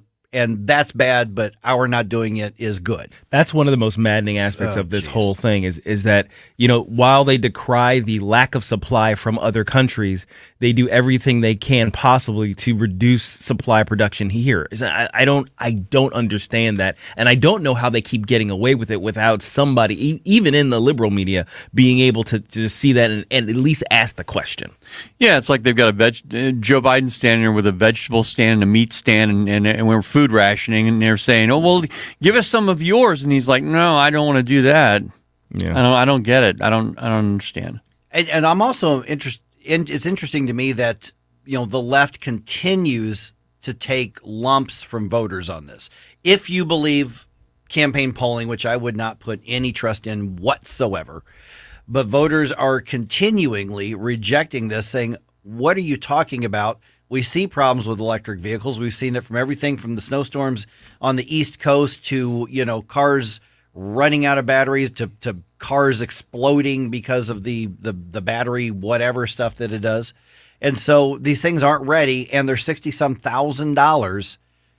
And when government forces something like this, like California is looking at doing, and a couple other states are considering, New York is now considering banning any gas-powered new car sales in 2030 something as well. You're not reducing emissions. You're just shifting them somewhere else because, hey, guess what? Electricity has to be produced somewhere. Emissions happen somewhere. And when you look at the West Coast, when you look at the mountain states, when you look at what happened in Dallas when one freak snowstorm, electric grid is not always reliable. I mean, every single year out west, they have rolling brownouts and blackouts because the grid can't handle all the demand for hot weather. And now you're telling us that everybody's supposed to plug in their cars at the same time. And not only that, but what's the first thing we have to replace whenever it gets really, really cold?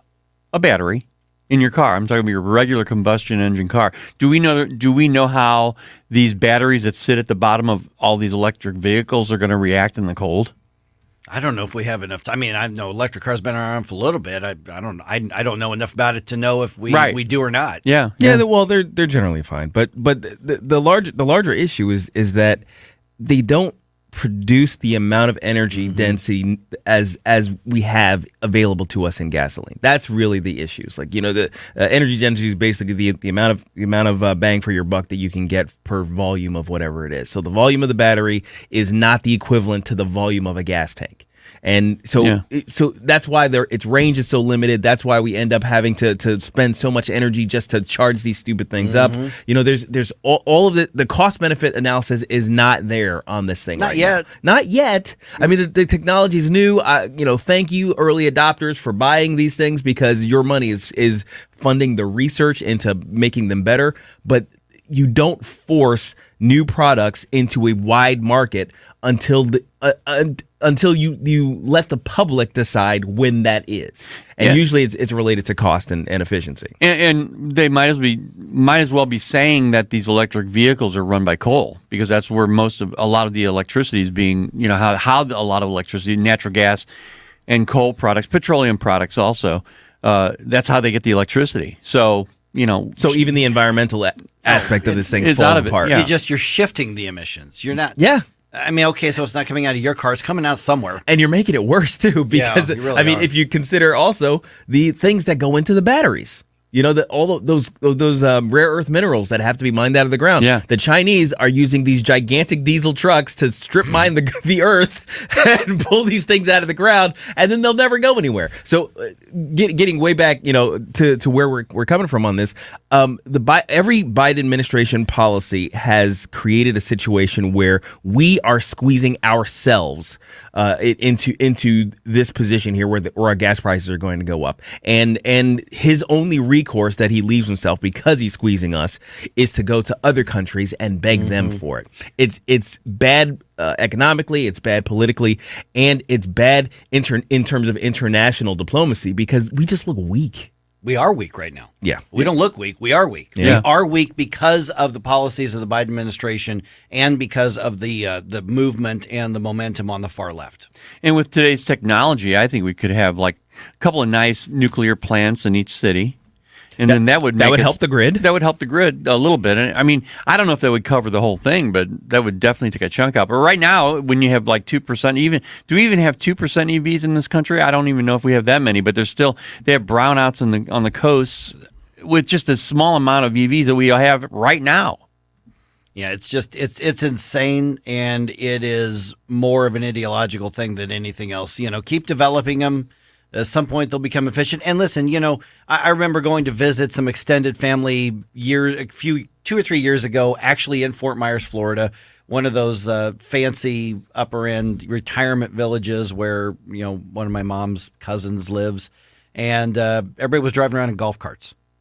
Okay, well, in some settings, great. Plug it in your house in the garage, and then you can drive around in your golf cart, which is basically an electric vehicle. It's just a smaller electric vehicle. Electric vehicles, they're kind of glorified golf carts if you think about it. They are. They're kind of glorified golf carts. You know what's really cool right now? I'm looking at, and I've actually been looking at them, are the electric bicycles and the electric motorcycles. I mean, they're expensive. Yeah. But they're pretty cool. I mean, that's a kind of a cool idea because they do go a good distance. Rachel and I actually have a friend who bought one of those, and he loves it. Yeah. Loves it.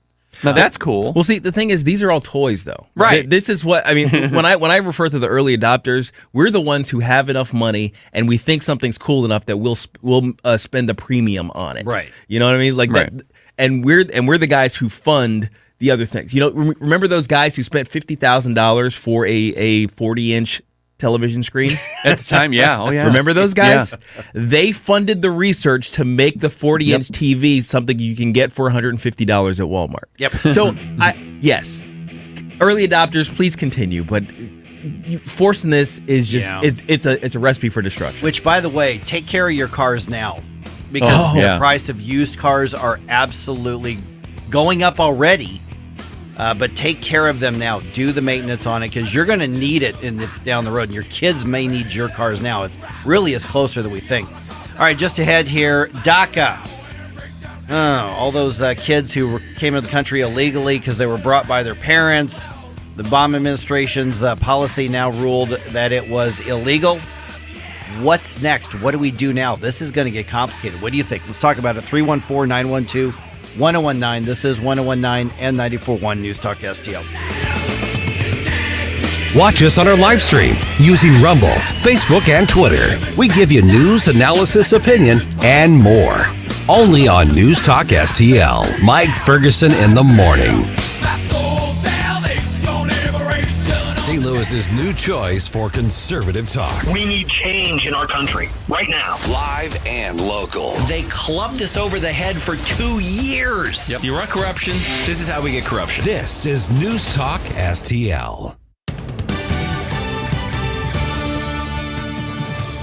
From the Newstalk STL newsroom, I'm Joey Vasevich. A city judge sentenced 26-year-old Stephen Cannon to life in prison yesterday for killing retired St. Louis police captain David Dorn, as Dorn tried to stop looting at a pawn shop during protests 2 summers ago. Cannon also received an additional 30 years for other crimes. 2 people were killed Wednesday morning after their vehicle was struck by a tractor-trailer near Hamel, Illinois. The driver of the tractor-trailer did not stop at a stop sign and struck the SUV's passenger side.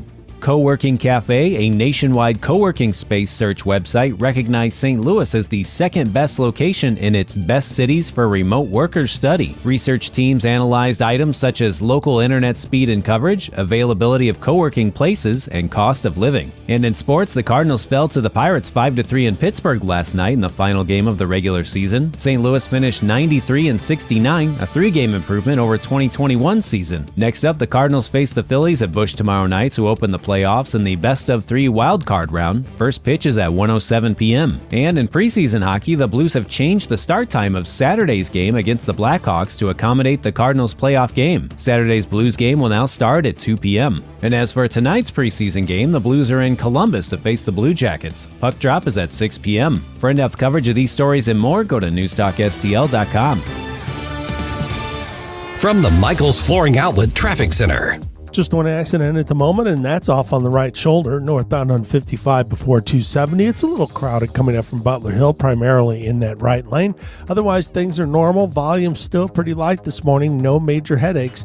I'm Joe Sonderman. That's the very latest from the News Talk STL Traffic Center. This report sponsored by Discover. They could talk about how complicated other banks make it to redeem credit card rewards, or they could talk about how with Discover, you can redeem your rewards for cash in any amount at any time. Talk about amazing. Learn more at discover.com/redeem rewards. Terms apply. From the News Talk STL Weather Center. I'm News 4 Chief Meteorologist Steve Templeton with your first alert forecast. A stray shower possible overnight tonight. Otherwise, a low down to 57. Dry for the morning drive. A high of 80. Another mild day. Partly cloudy and a little breezy. May catch a sprinkle in the evening. That's a second cold front that's going to plow in with some chilly air. And it's much colder for Friday. The low's 51, but the afternoon high only 62. So prepare for some cooler air but sunny skies for Friday. That's the latest first alert forecast. I'm News 4 Chief Meteorologist Steve Templeton. Summer means you're constantly on the go, so let Steph's Pizza make mealtime simple and good. Dine in, pick up, delivery, even DoorDash. Steph's Pizza is known for great pizza, but they also have pasta and more. With 4 locations in St. Peter's on Jungerman, on Elm at 370 in Zumbell, on Winghaven Boulevard right next to MasterCard, and in the Chesterfield Valley on Long Road. Check them out at Steph'sPizza.com and simplify your summer meals. Since 2007, the state of Missouri and local governments have handed out almost $5 billion in tax subsidies or abatements to private developers. That money could have gone to basic services like schools and public safety. And studies show these subsidies don't produce the promised jobs and growth. If developers want to build a sports stadium or shopping mall, why should they be given our tax dollars to do it? It's time to reform economic development subsidies. The Show Me message has been brought to you by Show Me Institute and Show Me Opportunity. Life insurance is one of those things that just about everybody needs, but few people actually have. Hey, if you die unexpectedly without life insurance, guess what? You'll leave your family with even a bigger mess. Life insurance will help replace your family's income. It'll help cover burial expenses. Life insurance can even help pay off debt like credit cards and medical bills. Life insurance can even pay for college. And if you own a business and you die, life insurance can help your business from collapsing. It can even help cover estate taxes. Life insurance has never been more affordable and needed. Plus, you can always shop around even if you have a plan and save some money. So call the Life Insurance Quote Line right now for free pricing information. 800-979-3060. 800-979-3060. 800-979-3060. That's 800-979-3060. Tim Jones and Chris Arps in the afternoon. Thursday, Paul Kurtman and Susie Moore in for Chris and I. Virginia Allen of the Daily Signal at 525. Unlike Biden, she's been to the border. Tim Jones and Chris Arps. Weekdays at 3:30 on News Talk STL.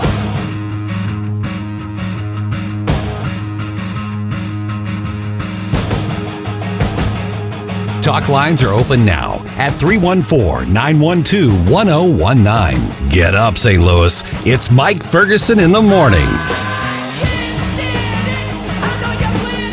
Made in St. Louis for St. Louis. It's News Talk STL. Freedom Fest coming up Sunday. That's fast. That's coming up fast. And we may just give away a couple passes to that tomorrow. Oh, on the cool. program. Well, that'd be fun. So just so you know, but there are tickets available. What the folks over the Young Republicans are telling me is that there's a lot of people who just kind of walk up and buy at there. If you're planning on going, get your tickets now so that they know that they have the right amount of food and the right I don't want amount them of running at a drinks barbecue, and man. everything that goes along with that. But Congresswoman Ann Wagner and Eric Schmidt, future U.S. Senator, Secretary of State Jay Ashcroft, the candidates, the office holders. It's just going to be a lot of fun and barbecue. A lot of barbecue going to be there. So that's happening Sunday from 11 to 2. The festivities actually kind of get started with lunch at 11:30, but doors open at 11. Speakers are going to start around 12:30 while you're eating your food. And a good time will be had by all. Yay. Is what's going to happen. So I'm going to try to get out there. I think I'm going to be out there. Chris Harps and Tim Jones are definitely going to be there. Yeah, they have to be there. They are the co-MCs for the event. And I have to be there because it's freedom and barbecue. I can respect that. Yes. Absolutely. Coming up on 6:39 right now, they got Gabe Pfeiffer and Ken Williams, who is looking forward to the barbecue, sitting right over there. And I'm Mike Ferguson. Big ruling yesterday, which follows up a 2021 ruling regarding the status of the DACA program. Brooke Singman from Fox News has the story. Ruling says President Obama's administration did not have the authority to institute the Deferred Action for Childhood Arrivals program, but the court will not discontinue it. The court's ruling does, however, bar the United States from processing new DACA applications. Now, in 2012, the program gave migrants who came to the U.S. illegally as children a temporary grace period from deportation and allowed them to apply for work permits while they are in the U.S. The court writing, quote, "In our view, the defendants have not shown that there is a likelihood that they will succeed on merits." Okay, so what now? So likely what's going to happen here, I mean, if this moves up to the U.S. Supreme Court, I'm guessing 6-3 or 5-4 that this ruling is probably upheld, that President Obama exceeded his executive authority in just simply implementing a massive policy that frankly was in conflict and is in conflict with what's officially U.S. border and immigration and security policy. So here's the other question. You've got an estimated 600,000, probably a lot more, people who were brought in as children, under 18, but a lot of them that were much, much younger. So they were brought in by parents who were sneaking across the border. They were brought in by traffickers or coyotes who were sent by their parents as well. There are some real horror stories. What do you do with them now? So somebody's in their 30s right now. They've had a work permit, even though they are an illegal immigrant. What do you do with them?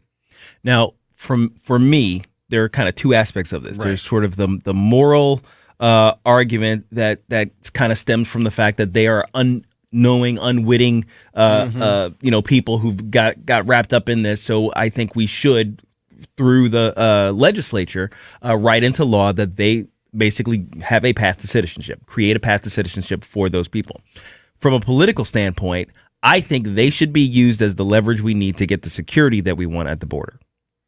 Yeah, it's a kind of cold, callous way of looking at it. Well, but that could be considered a concession. Making illegal aliens, giving them a path to citizenship. This particular carve out, but that concession should be in exchange politically for the a policy win at the border in terms of security. Somehow, yeah, I think that's a good idea. And I think that one thing that this DACA ruling shields us from, and this is what I was talking about earlier that I was worried about, was having a DACA 2 or something like that, or a DACA 3, where it just keeps going. I mean, that's the whole thing, is we create this revolving door and it just never ends. Yeah, because you've got a continued influx. I mean, that was one of the consequences. I'm not even going to say unintended, because I'm not sure it was unintended consequence of parents knowing, I just get across that border, my kids got free health care, my kids got free education, we can get food stamps, we can get all this free stuff when we just get across the border. And that's before you get into all the charitable organizations that are working outside of government spheres as well. We have an incentive for people to sneak their kids across the border somehow. So I agree that some kid who was brought here when he was 2 and got the work permit, he's here illegally, knows he's here illegally, but I will tell you at this point, that was in 2012. It's 10 years down the road right now. So that kid, let's say they were brought in when they were, let's say 8, they're 18. You've got the ability to apply for citizenship at this point. You have a moral imperative as here as well. Yes. And that is to become a citizen. You make a choice, become a citizen or leave and come back the right way. But if you're here, I don't have a problem with saying, all right, you got to game the system, or your parents game the system on your behalf, or somebody game the system on your behalf. You have a responsibility now to take advantage of it and become a full-fledged citizen, not for free. Right. You still understand that you have responsibilities because of the situation that you're in, but get above board, stay above board, and okay.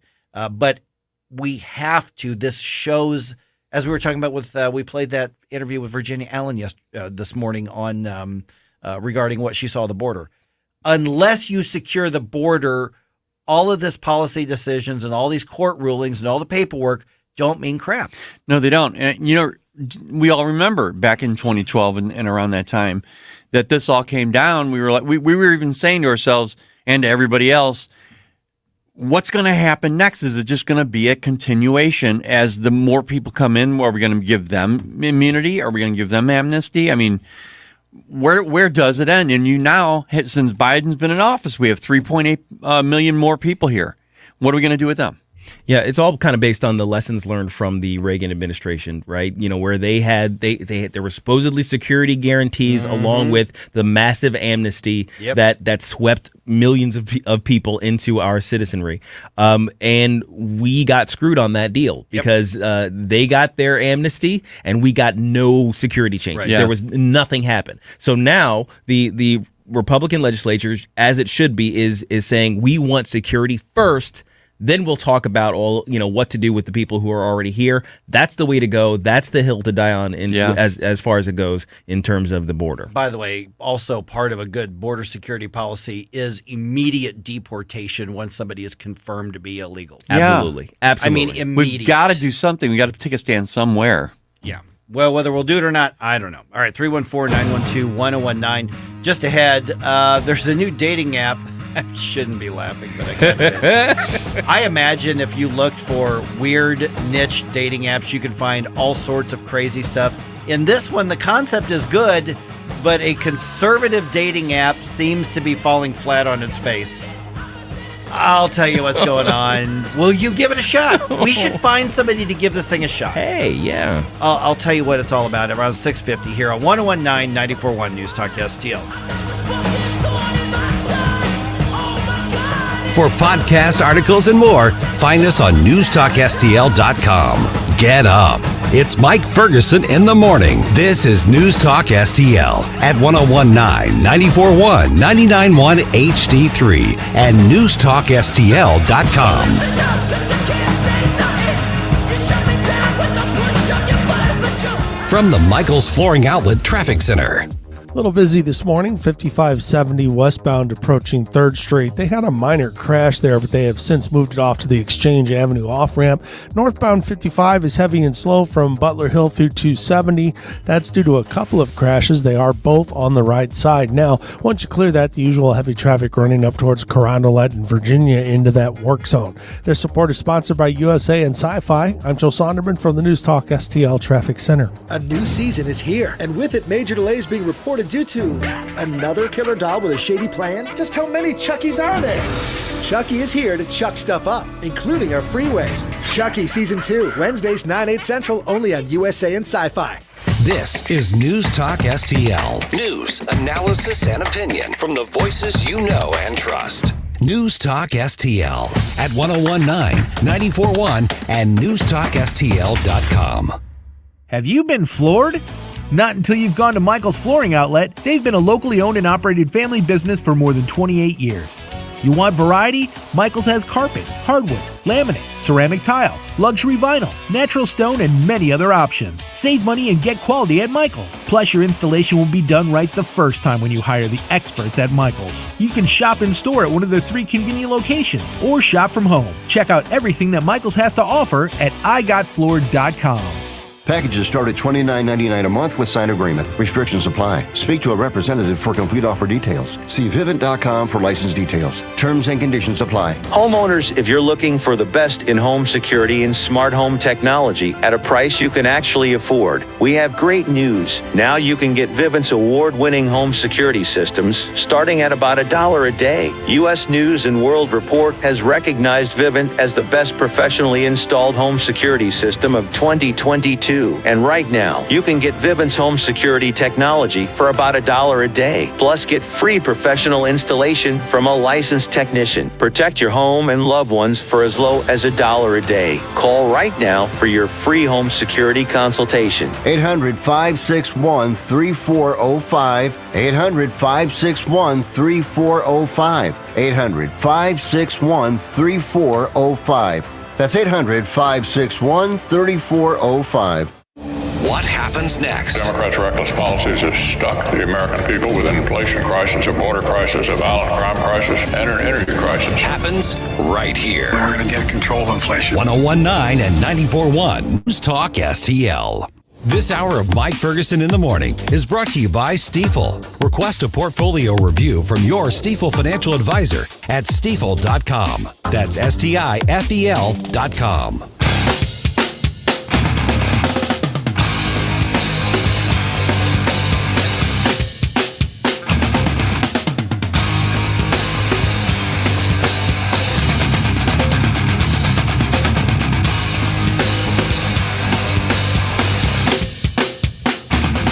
Talk lines are open now at 314-912-1019. You're listening to Mike Ferguson in the Morning on NewstalkSTL.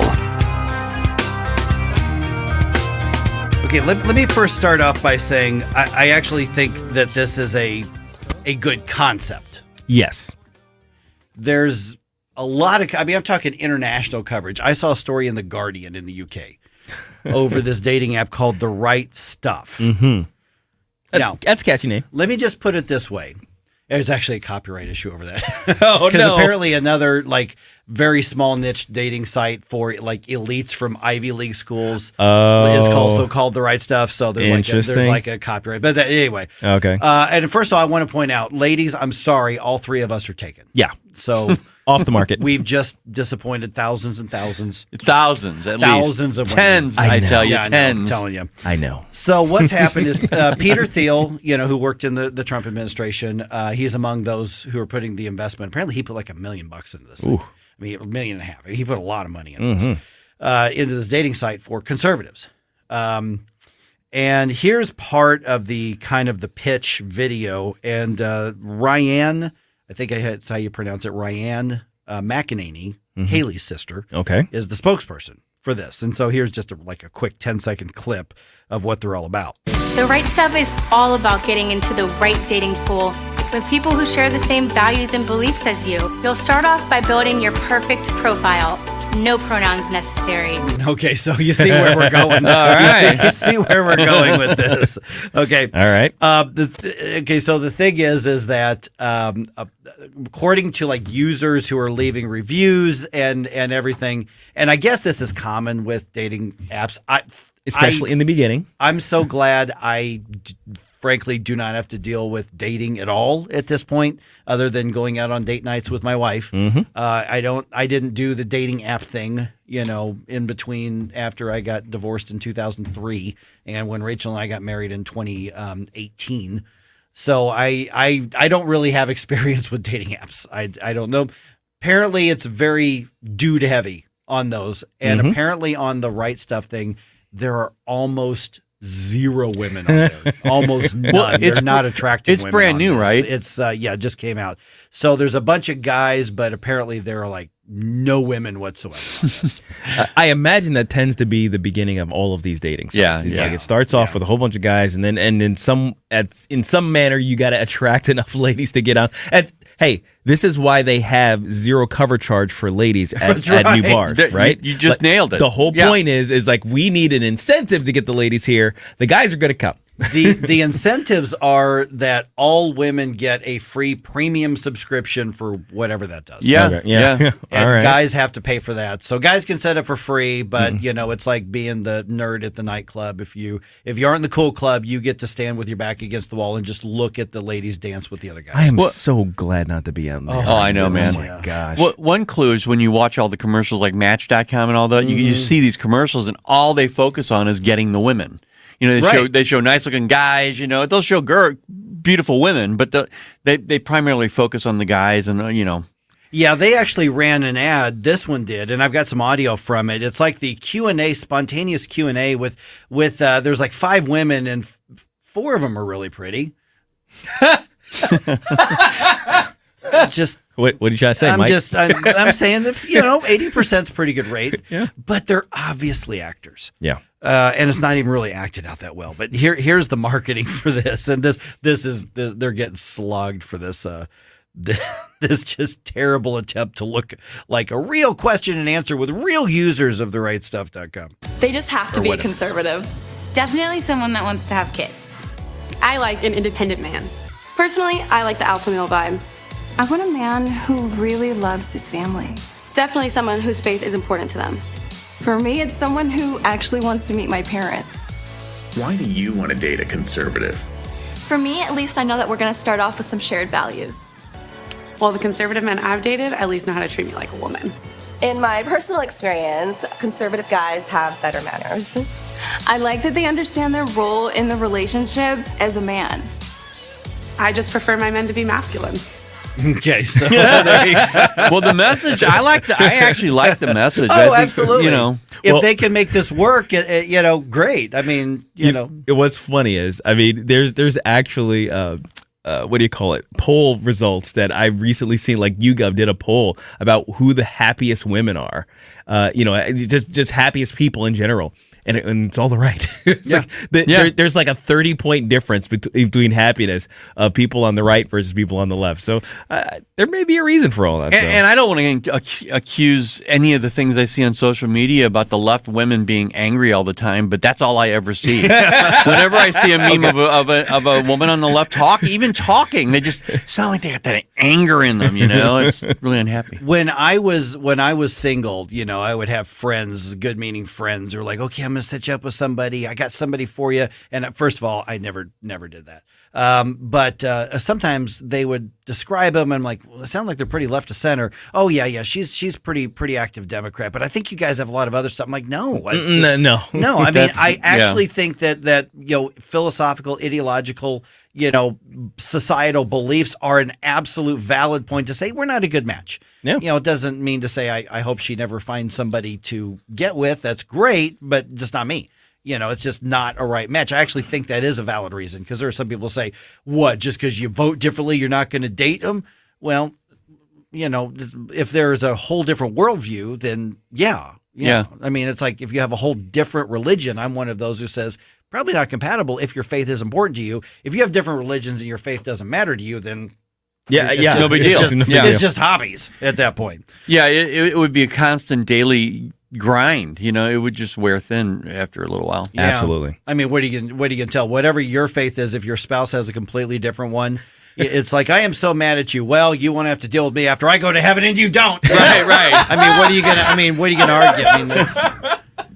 Oh my gosh! And, Okay. and of course, it's built for arguments. When you go into a relationship where you do not share the same worldview, that relationship is built for arguments. You want to hear when they were spontaneously and organically asking the, I'm sure, real users of Right Stuff Dating or whatever the website is, what's the big red flag? Oh boy! These are totally organic answers. Oh no! I'm sure they are not scripted at all. Okay, here. And what's the biggest red flag when it comes to dating? A Democrat. No Democrats. A Democrat. Can't be a Democrat. A Democrat. That's easy. A Democrat. No Democrats. It's a no. Find the right match. Download the right stuff today. Oh boy! The acting was really bad. That was not good. That was not good. It wasn't good. It wasn't good, but it's right in line with the other ones. Well, the thing is, you could totally get. I mean, like I've seen, man on the street interviews where you can curate those and get the right answers. Oh, but it comes across so much more organically. So it's like, come on, guys, you could do better than that. I think. If they get on track, if they get themselves on track, it's a possibility that thing could take off. But man, what a rough start. Gabe, you should have produced the commercial. Yeah, there you go. I could have done that. Man on the street. That's a good idea, actually. Yeah, you just go out with a microphone and then you get your commercial after a few hours of editing. Okay, so I actually think, again, the concept is very good. Yes. And I hope at some point something like this, maybe this one succeeds, but they're just not pulling off. I did just do a quick search. Yeah. Some of the strangest dating sites, specific ones. Uh-oh. Gluten-free singles. Oh, okay. All right. What about farmers? Farmers only. Yeah, that was I've seen that commercial before. It's a great commercial. Sea Captain Date. Sea Captain. You're really into that. All right. Let's see here. All right. Nautical. Yeah. Hey, matey, you want to mate with me? Oh, wow.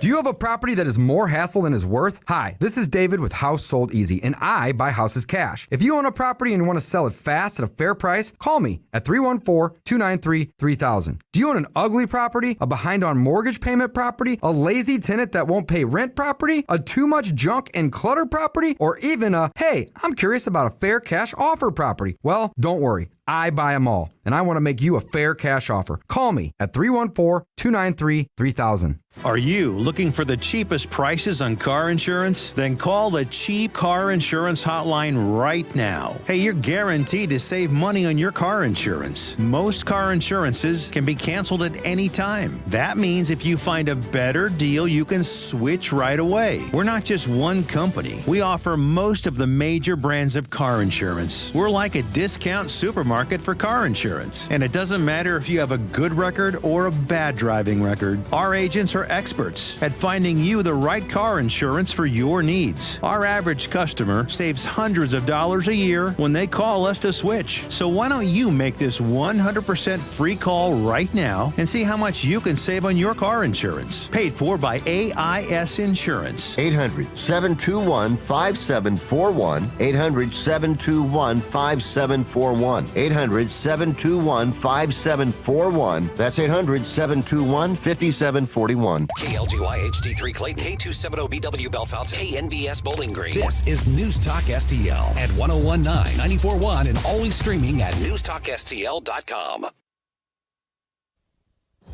News this hour from townhall.com. I'm Rich Thomason. In a desperate bid to keep a lid on skyrocketing gas prices as OPEC cuts oil output again, President Biden is set to tap the Strategic Petroleum Reserve again. Senior advisors say the president will authorize a release of another 10 million barrels of crude from the reserve, already at a 4-decade low following earlier releases of oil authorized by President Biden. State of Texas doing what the Biden administration refuses to do. Texas is planning to build close to 15 miles of new border wall after the State Facilities Commission approved 2 contracts to build the fencing with surplus federal government materials. Most of the fencing will go up in the Del Rio sector, which is currently seeing the most illegal immigrants. The wall will be on private property. Tasha Stevens reporting. Former President Trump says the FBI's raid on his Mar-a-Lago estate in Florida was all about trying to derail his political future. They raided and broke into my home. Everyone knows we've done nothing wrong. They are targeting me because they want to silence me, silence you, and silence our amazing Make America Great Again movement. There's never been a movement like this in the history of our country, not even close. Mr. Trump addressing the Hispanic Leadership Conference in Miami. He has not said yet whether he'll make another run for the White House. In Florida, the recovery from Hurricane Ian continues. Thousands are still without power, although crews are working around the clock to get the lights back on. Some 4,000 people have been rescued. Tragically, more than 100 people have died as a result of that fierce storm. On Wall Street this morning, stock futures are lower ahead of the opening bell. The Dow futures down 139 points. NASDAQ futures 49 points in the red. More on these stories, townhall.com. My brother-in-law died suddenly, and now my sister and her kids have to sell their home. That's why I told my husband we could not put off getting life insurance any longer. An agent offered us a 10-year, $500,000 policy for nearly $50 a month. Then we called SelectQuote.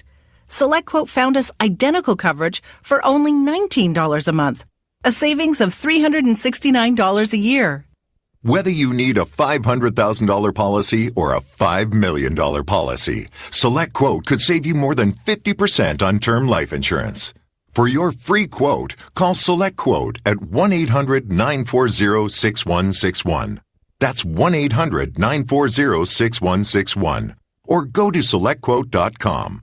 That's 1-800-940-6161. SelectQuote. We shop. You save. Full details on example policies at SelectQuote.com/commercial. From the Michaels Flooring Outlet Traffic Center. Pretty busy already this morning. We'll start in Metro East, where there's heavy traffic on 5570 from 203 to the 64 split. Westbound 64 is crowded ramping on to westbound 5564. That's all due to a crash now on the right side at Exchange. 55 northbound Butler Hill through 270 is pretty busy. We have a crash on the right side there, and we're going to have some pretty big delays eastbound on 70 approaching Bryan Road. Crash blocking the two left lanes. Fire and EMS on the scene. It's already past Lake St. Louis towards Route A. This report is sponsored by Discover, and I'm Joe Sonderman from the News Talk STL Traffic Center. They could talk about how complicated other banks make it to redeem credit card rewards, or they could talk about how with Discover, you can redeem your rewards for cash in any amount at any time. Talk about amazing. Learn more at discover.com/redeem rewards. Terms apply. From the News Talk STL Weather Center.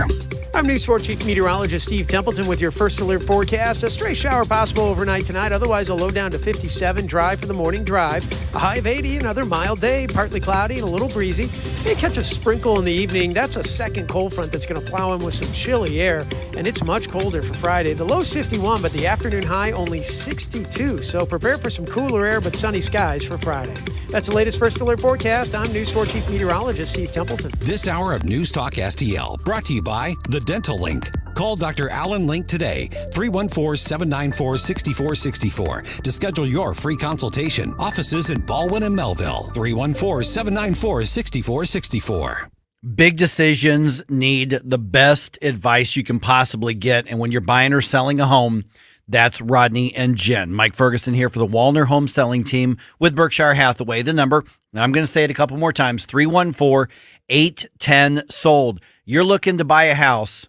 You want to talk to Rodney and Jen Wallner because things are changing in the market. Things are changing with interest rates. You want to make sure you've got the best dollar for dollar value, and that's what Rodney and Jen are going to do for you. You're looking to sell a house?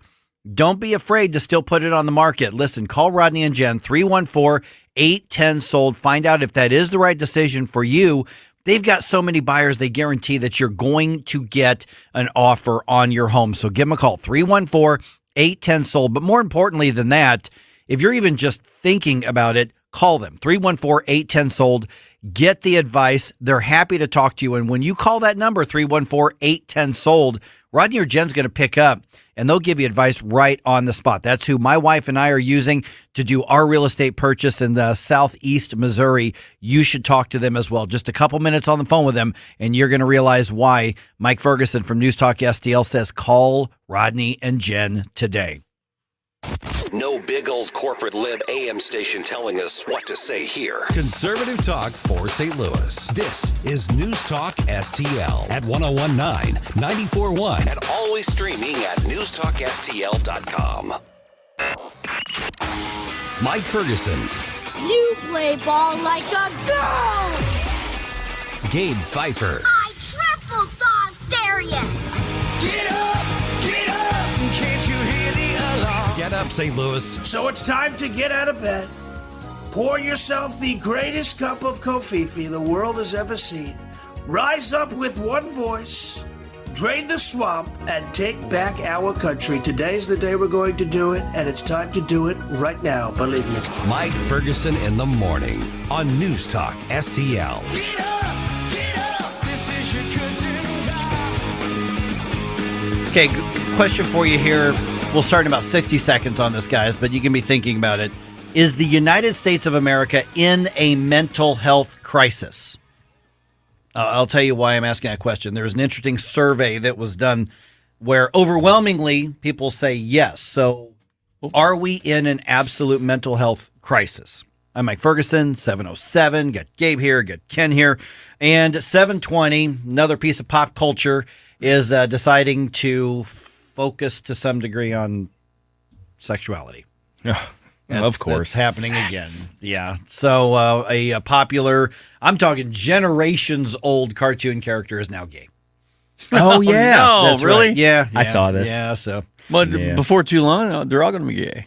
Right. It's like, why don't we have any new cartoon characters? Well, they're all gay. You know.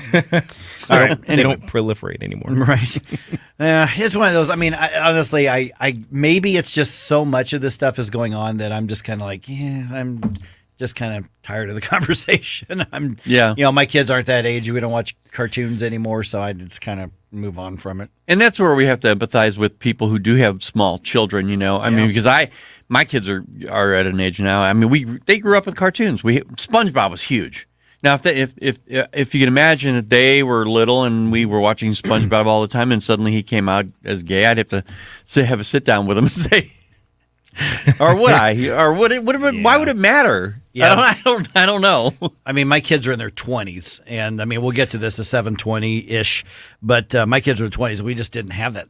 Didn't have to worry about it even that recently. Yeah. We'll get to it then. Get your thoughts on that. 314-912-1019. There's a new survey out from the Kaiser Family Foundation and CNN. And Kaiser Family Foundation is left-leaning. CNN, obviously, left-wing. They're trying to get back to neutral, but we'll see how that goes. Whatever. According to the survey, 90% of U.S. adults say America is experiencing a mental health crisis. And when asked to rate 6 mental health concerns, I'm looking at the Newsmax coverage of this right there, over 2/3 of those who responded to the survey said the opioid epidemic is a crisis.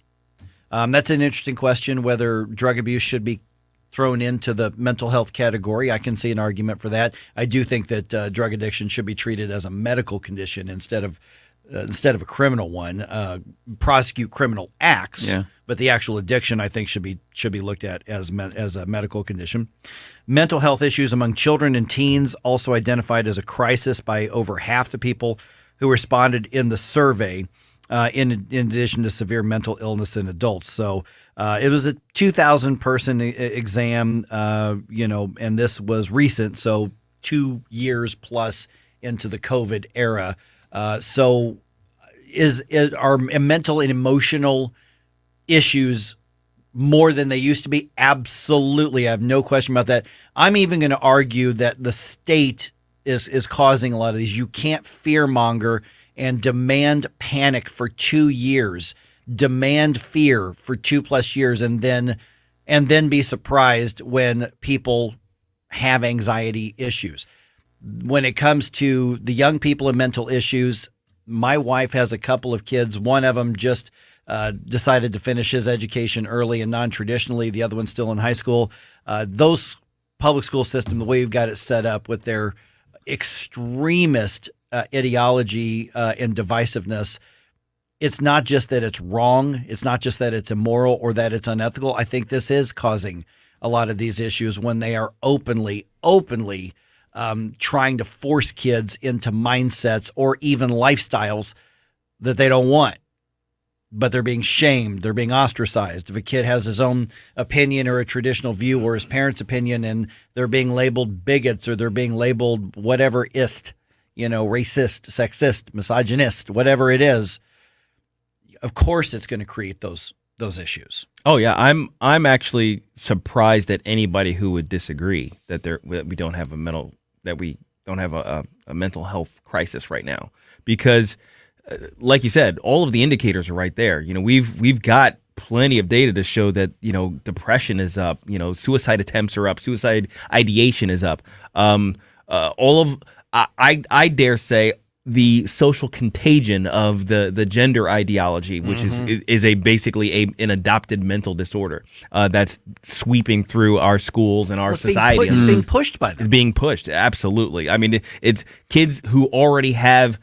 Kids already have a hard time understanding identity as a concept, but then all the confusion of many, many more options for identity has just thrown everything into chaos. And all of that is just leading up to us being more mentally deranged.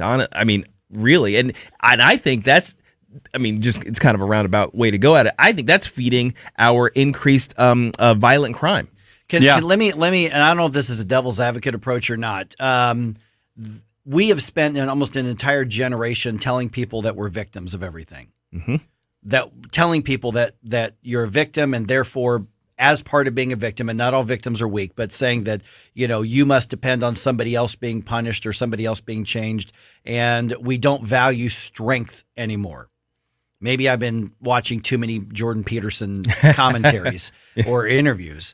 But we laid the foundation for, frankly, a previous generation. Nothing's your fault. There's no responsibility. There's no accountability. You're a victim. And then when your life falls to crap and you don't know what to do and you don't know how to fix it, you're going to fall apart as well as a person.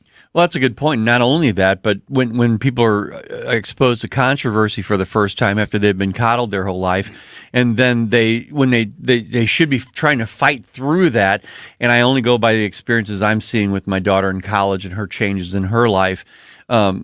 If you don't fight through it and you start crying and you reject it and you go back into your own corner, that's mental health issue, period. I mean, you got to fight through that stuff, and we haven't been doing a real good job of teaching kids that. And another thing too is I'm worried about the kids that have been masked up for the last 2 years. Oh, that absolutely. What's going to happen? What's going to happen with them in the next 5 years? That's just adding to the mental health problem. Well, we spent over 2 years, and some households are still doing this because I still see people out there walking around outside with masks on. And the message that's been drubbed into their head, especially the little ones, be scared of everyone. Yes.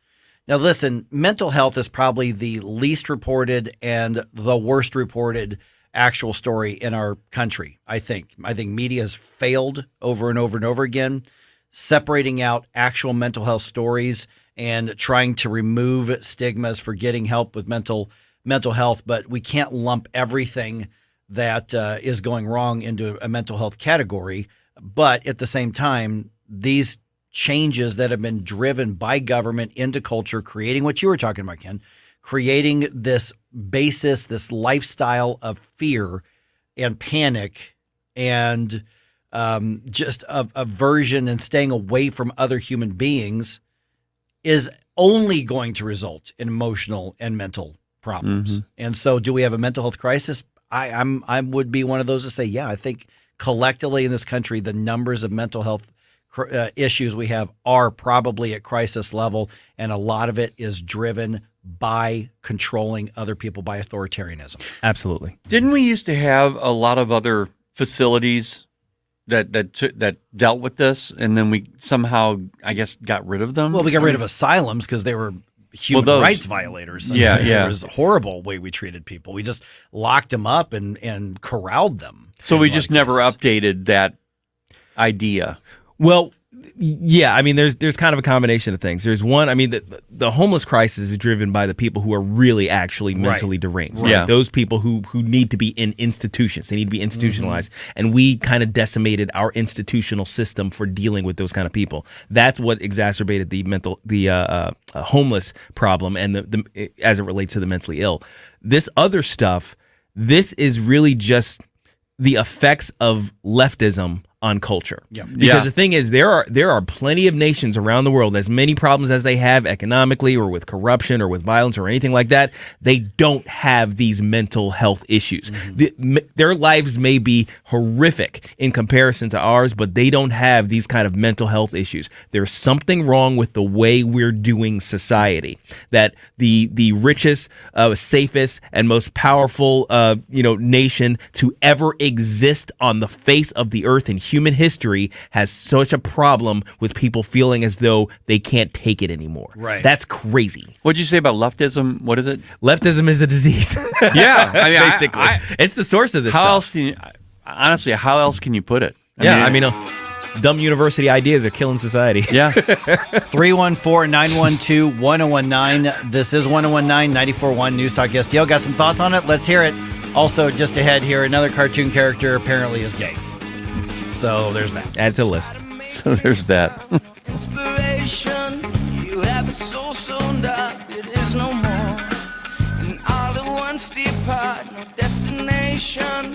You're making cold my heart to fight your war. Stop it right now. I have had enough of this. Turn my eyes to your. Watch us on our live stream using Rumble, Facebook, and Twitter. You blow us all away.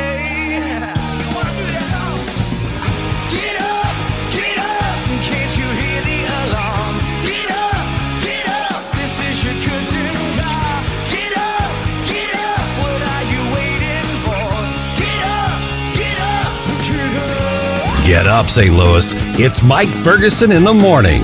Made in St. Louis for St. Louis. It's News Talk STL. You want to give me more than information. From the Michaels Flooring Outlet Traffic Center.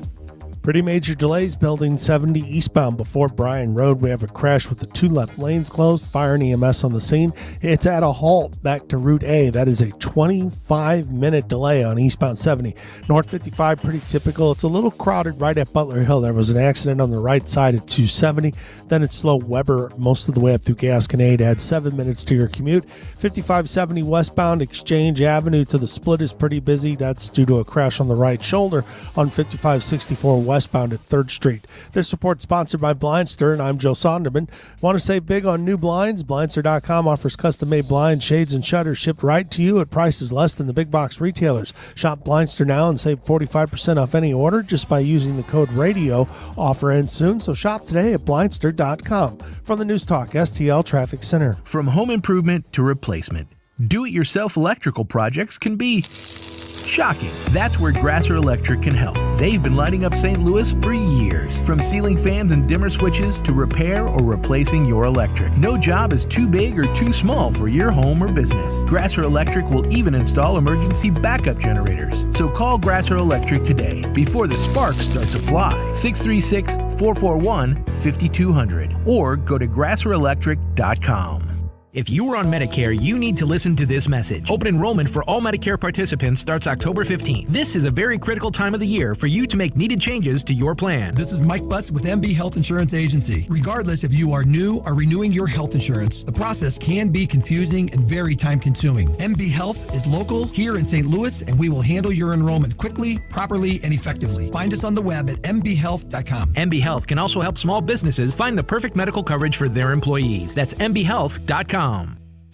The Vic Porcelli Show. The next Missouri Senator, Nick Schroer. You know, it is good that Nancy Pelosi's not in America right now. It's less destruction that she can partake in. I can't get over her eyebrows. I mean, if you watch her eyebrows and watch inflation, it shows you the trends in inflation rising. Huh? And during Trump, her eyebrows were normal. It's an economic indicator. Her eyebrows. Really is. I don't know if it's the Botox or the vodka. Vic Porcelli, weekday mornings at 9 on News Talk STL. Hey, Columbo here for our family dentist, Dr. Matt Boscia at New Creation Dental Care, a one-stop solution for all your family's dental needs, including braces. Dr. Boscia uses the My Forever Smile Braces system, which straightens teeth many times in less than a year for half the price of traditional braces. Traditional braces or Invisalign can cost $6,000 or more, but Dr. Boscia only charges $29.98 for My Forever Smile, and incentives and insurance can lower the price even more, plus New Creation offers in-office financing. Learn more at newcreationdentalcare.com. Fox News commentary. When she's not overseeing the destruction of our country, Speaker Pelosi can be seen in all of her narcissistic glory on late-night television. I'm Tommy Lahren. More next. With each mortgage-free home, the Tunnel to Towers Foundation delivers on its promise to do good and never forget the sacrifices America's greatest heroes have made for us. Heroes that put their lives on the line for all of us, risking their lives for our country and our communities. These heroes need your help now more than ever. Help America's heroes. Donate $11 a month to Tunnel to Towers at T2T.org. That's T2T.org. Earlier this week, Nancy Pelosi took time out of her busy schedule to join The Late Show with Stephen Colbert. I don't know if it was her best attempt at being cool or what, but her overconfidence was more jarring than the pink ensemble she put together. But she made the bold prediction the Democrats would keep the House. Her reasoning didn't include any Democrat accomplishments because there are none to report, but she did cite abortion and January 6th backlash because, as we know, that's all the Democrats have. She also took a swipe at Trump because she, like every other Democrat, is still, quite frankly, obsessed with him. She also said Joe is a great president and she's proud of his performance, which is yet another reason we know Nancy is a dishonest, liar, pantsuit on fire. But Nancy is going to be sorely surprised when November comes and the American people kill her confidence with America First realism. Looking forward to it, Nance. I'm Tommy Lahren, and you can listen to all of my hot takes at foxnewscommentary.com. St. Louis's new choice for conservative talk. I think they're trying to attack the American people. Live and local. Gabe, Mike, Ken, you guys are my morning cup of mental coffee. I love the show. Definitely a convert from the old one. This is News Talk STL.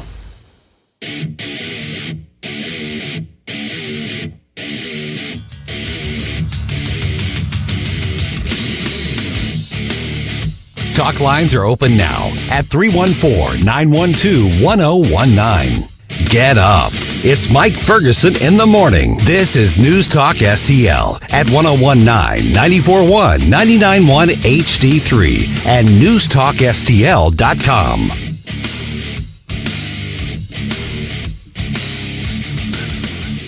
All right, let's see here. First, we were talking about California passing a bill that would allow the state to become the guardian of children who ran away from home if they say they want to live as the opposite gender. So at 8:05, we've got a conversation with Luke Rosiak from the Daily Wire. They've actually uncovered now there's a push with some education and psychiatry activists and specialists, if you will, that they want to be able to rehome children whose parents say, no, you're a boy, you're going to be a boy. We'll work through it. They really think, and this is an increasing viewpoint on the left, that children should be taken from parents if they're not bowing and bending a knee to the narrative on this extremist, this fringe, this phenomenally unhealthy so-called trans situation. So that conversation at 8:05, this is insane. Every time I think it can't get worse, they find a new avenue. Yeah. Yeah. And at first it was, okay, you've got the weirdo parents who let their kid walk around in sparkles and glitter. And now it's an entire state saying, we'll take your kids if they can get away from you and cross into our state. And now people saying we should be able to essentially kidnap children because we don't like what you say to your kids. I was going to say it's state kidnapping. Yeah, if they get this, it would be sanctioned kidnapping. Man, It's hey, the slippery slope concept is undefeated. Yeah. I don't care what you say. Yeah. Don't tell me that it's a fallacy. Yep. We've seen it. Absolutely. Not a conspiracy, I'll tell you that. Okay, so let's a little bit lighter of a topic Yeah, here. please. But still, Yeah, really. still weird. I mean, this is one of those where I know I'm supposed to be really angry about it, and I think it's a little annoying just because I don't think children's stuff should be sexualized in any way. But apparently now we have another cartoon character who's been around for generations is now gay. So here's just a real quick commentary from Chris, I think it's pronounced Salcedo from Newsmax, kind of ranting about the latest development. Meantime, after decades of speculation in the classic show of Scooby-Doo, the character of Velma Dinkley is being confirmed to be lesbian by the creators. New clips from the show have showed Velma growing a new love interest with another female named Coco Diablo. Wow. The move comes 2 years after James Gunn, who wrote the live-action Scooby-Doo films, announced he wrote Velma to be gay, but that was a character trait that was removed by the studio. The LGBTQ ABC to EFG cultural Marxist agenda has now messed around with Scooby-Doo.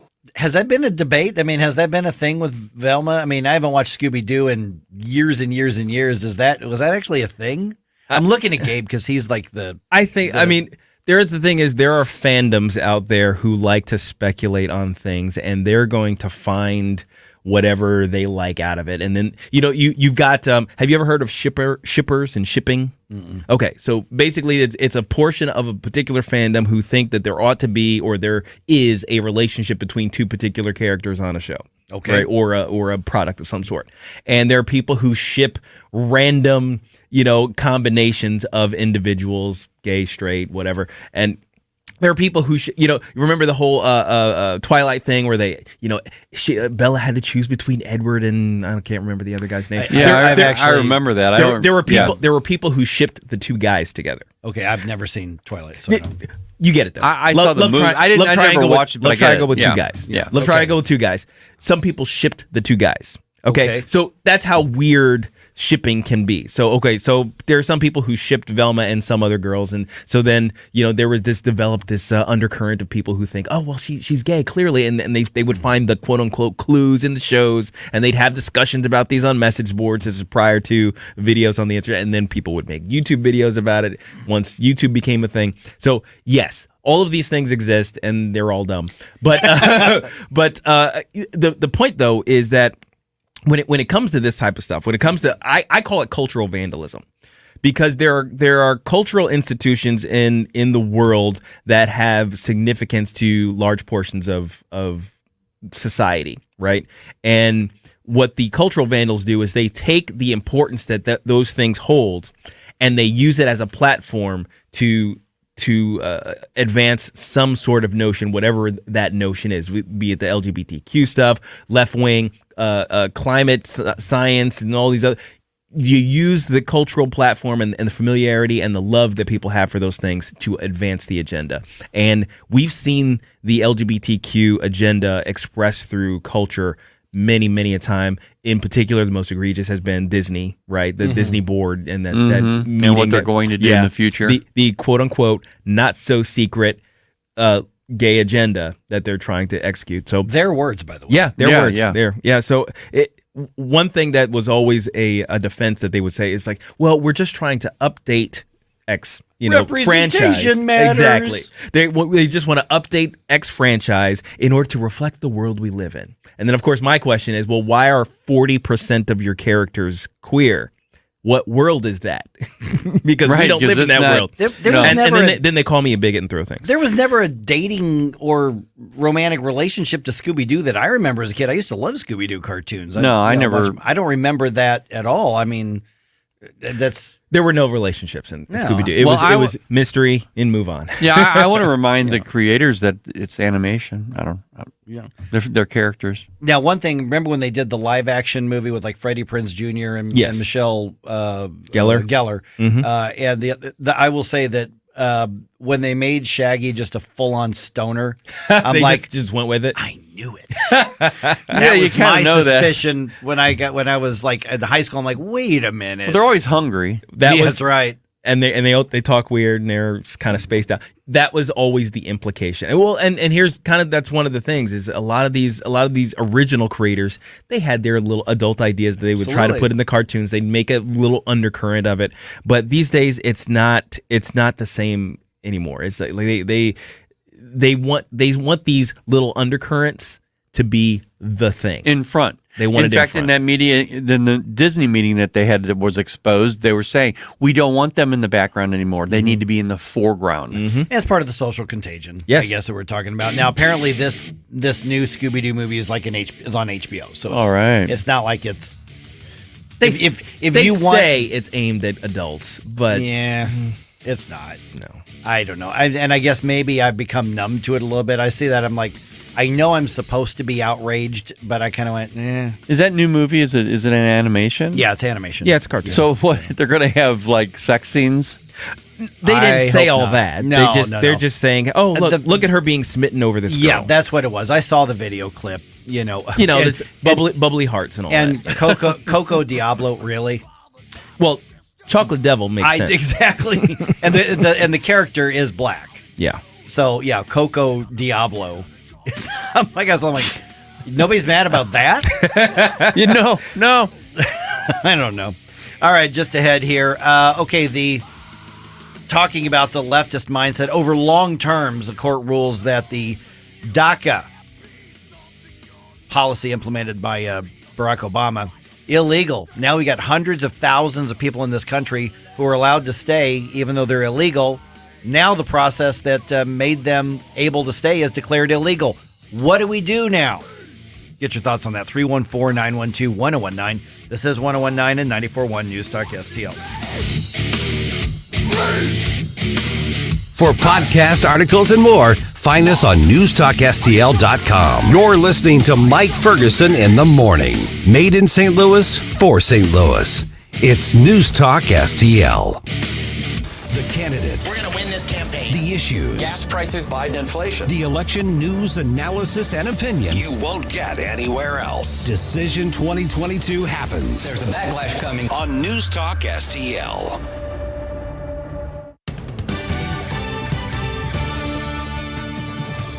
From the Newstalk STL newsroom, I'm Joey Vasovich. Mayor Tashara Jones has proposed using millions from the American Rescue Plan to improve street safety. The proposal calls for at least $40 million of ARPA funds and would be used for traffic calming measures in high crash areas while working toward a citywide mobility and transportation plan. On Friday, a jury ruled in a Granite City tattoo artist's favor, agreeing that World Wrestling Entertainment and the companies that create their video games did not have permission to reproduce her artwork. Professional wrestler and St. Louis native Randy Orton has many of the artist's original designs on his body. Following a recent update, the Missouri Lottery's mobile app displayed out-of-order numbers for the Powerball, Mega Millions, and Cash for Life game on October 3rd. A lottery spokeswoman acknowledged the glitch and said the agency is working with its vendor to fix the problems.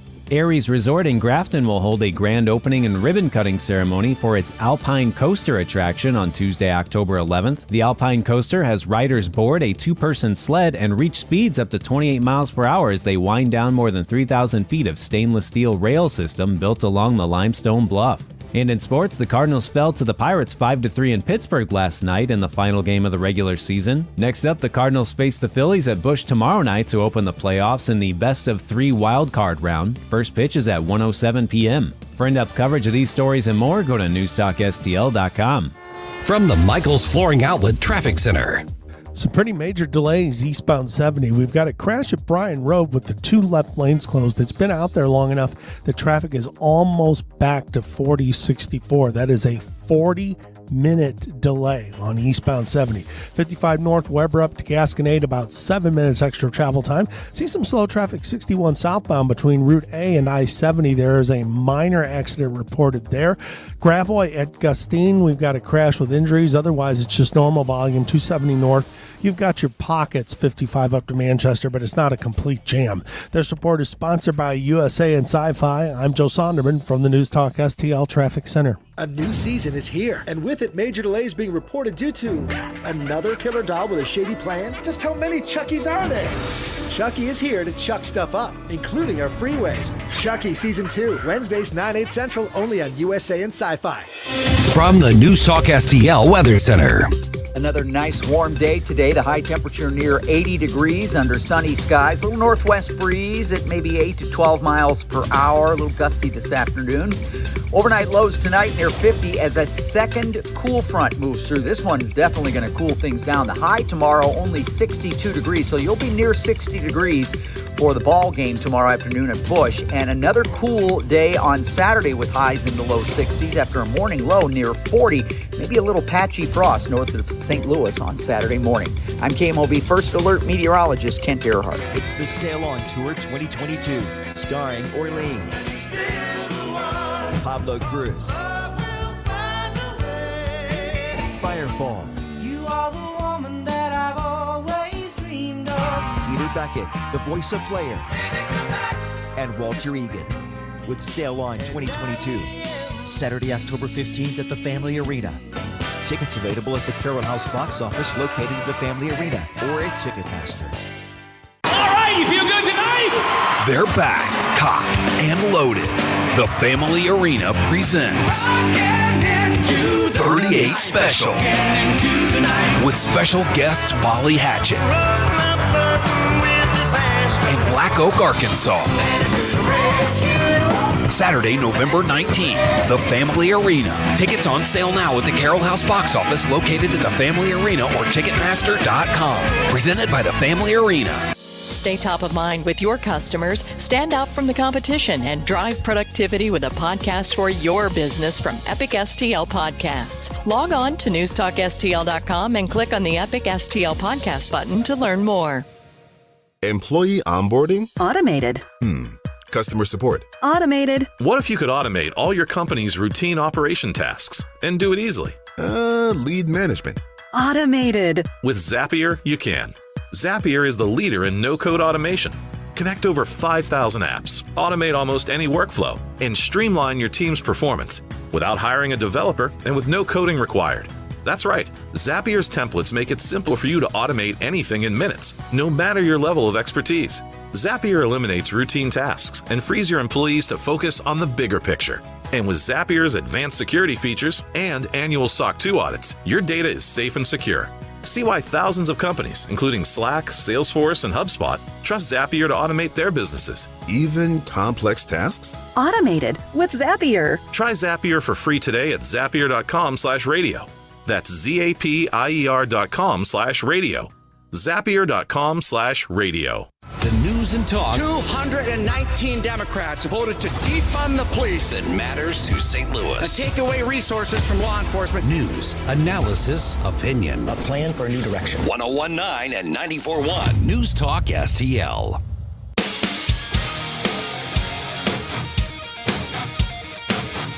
Talk lines are open now at 314-912-1019. Get up, St. Louis. It's Mike Ferguson in the morning. Made in St. Louis for St. Louis. It's News Talk STL.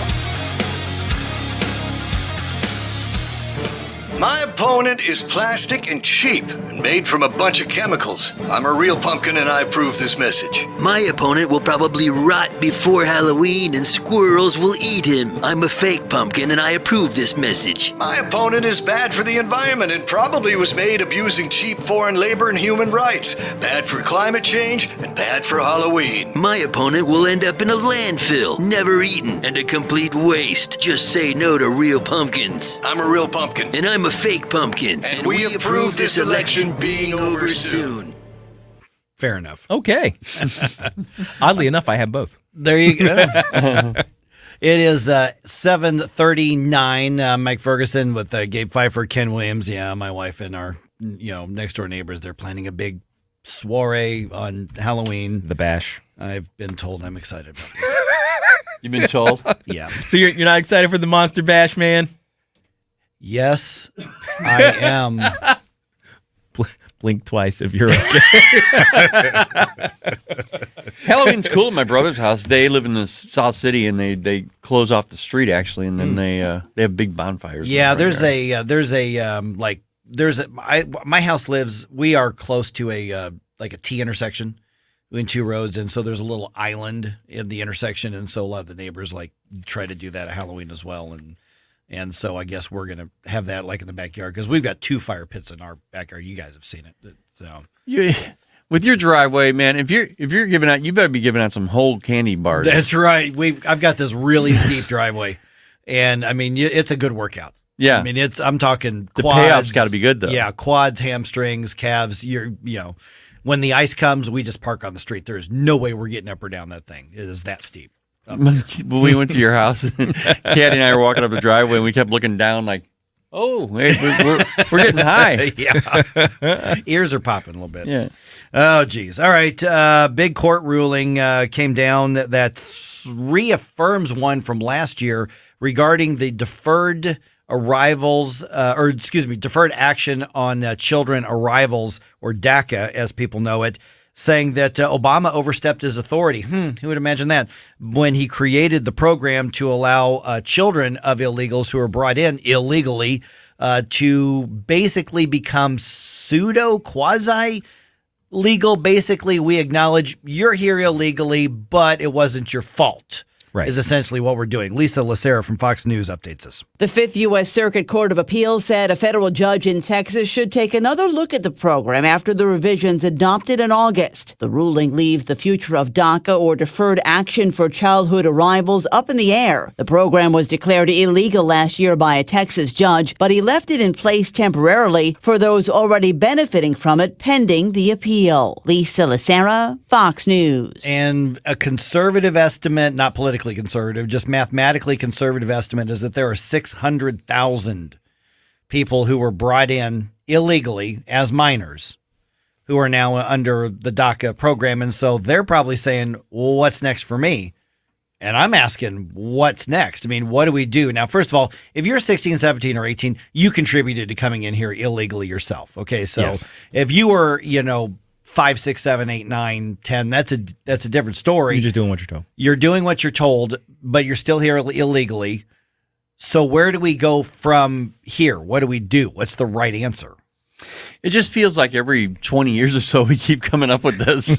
And it's just, there's no definitive okay, here's the end date. We're done. And I think, Gabe, you mentioned, you did earlier, it needs to be a security issue first. We need to secure the border and then and hold that over their head. Say, we are not talking about any of this until we get that border secure. I mean, I would write legislation such that it's, that the amnesty for DACA, specifically for DACA peoples to give them a path to citizenship, would be triggered by the completion of the wall or something like that. I You know what I love mean? it. I It's love like it. just make it so that you have to have the security apparatus in place before you do anything with the illegals already on this side. And in the meantime, you have that. You don't have catch and release. You have catch and send back. Well, yeah. To me, a lot of this could be deterred by understanding that we catch you, we determine that you are here illegally. Of course, that usually starts off a whole series of court processes, but we determine you're here illegally. You should be deported on the spot. Yes, absolutely. On the spot. If I watched you cross the Rio Grande, I'm going to put you in a bus and send you to someplace further south. Right. Basically. On the other side of the border. On the other side of the border. And with not this, to Martha's Vineyard. Well, that's north. Well, with the Yeah. And with this situation here, so you've got somebody, let's say, who was brought over when they were 12. Yeah. They were smuggled in with their parents, or their parents paid to have somebody, bring them across the border. Great parents. Yeah. And now they're 22.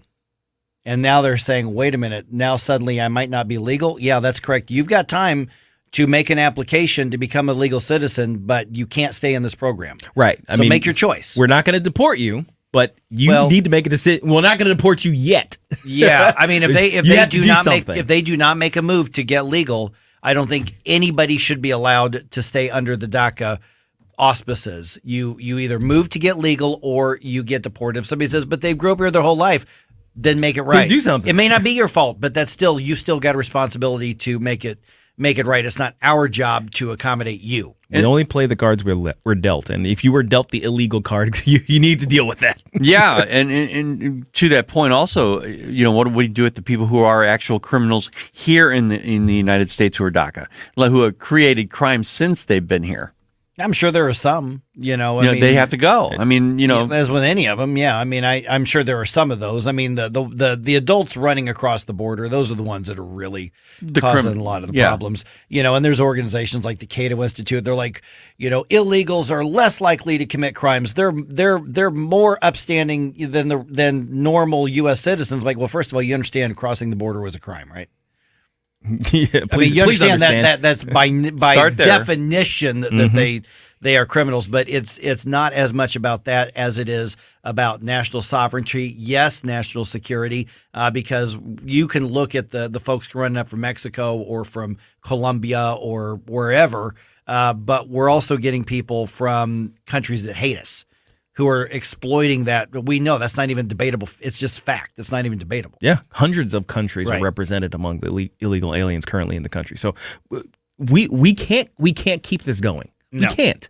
And I'm really tired of the people, especially essentially the Martha's Vineyard, New York, Chicago, L.A. Types who don't really experience any of this stuff because they live in a gated community someplace where they're never going to run into an illegal alien who doesn't have garden equipment in their hands.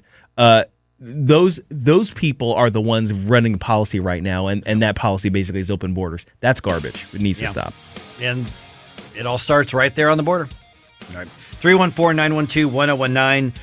One side of the listening area is going to get a debate tonight. The other side is probably not going to get one at all for the biggest race in each of the respective states. That update's coming your way around 7:50 here on 1019 and 94.1 News Talk STL. Watch us on our live stream using Rumble, Facebook, and Twitter. This is Mike Ferguson in the morning. This is News Talk STL at 1019, 94.1, 99.1 HD3 and NewstalkSTL.com. From the Michaels Flooring Outlet Traffic Center.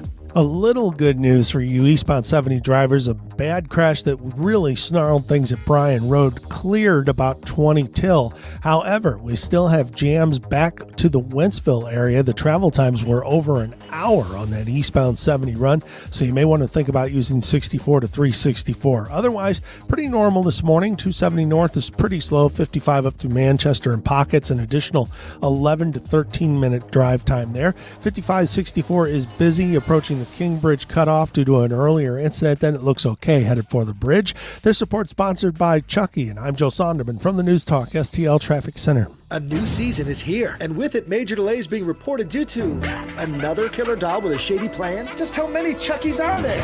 Chucky is here to chuck stuff up, including our freeways. Chucky Season 2, Wednesdays 9/8 Central, only on USA and Sci-Fi. The Vic Porcelli Show. Thursday at 9:25, we check in with the press secretary of the President of the United States. We go careening into the abyss. Weekday mornings at 9 on News Talk STL. News Talk STL is proud to have Doug Voss of Safe Money Radio as part of our lineup each week. Doug has been a staple on St. Louis radio for many years as one of the leading financial experts in the area. You can hear Doug and Safe Money Radio 3 times every weekend on News Talk STL. But in case you miss anything, you can check it all out at DougVossSafeMoneyRadio.com. What else do our listeners need to know, Doug?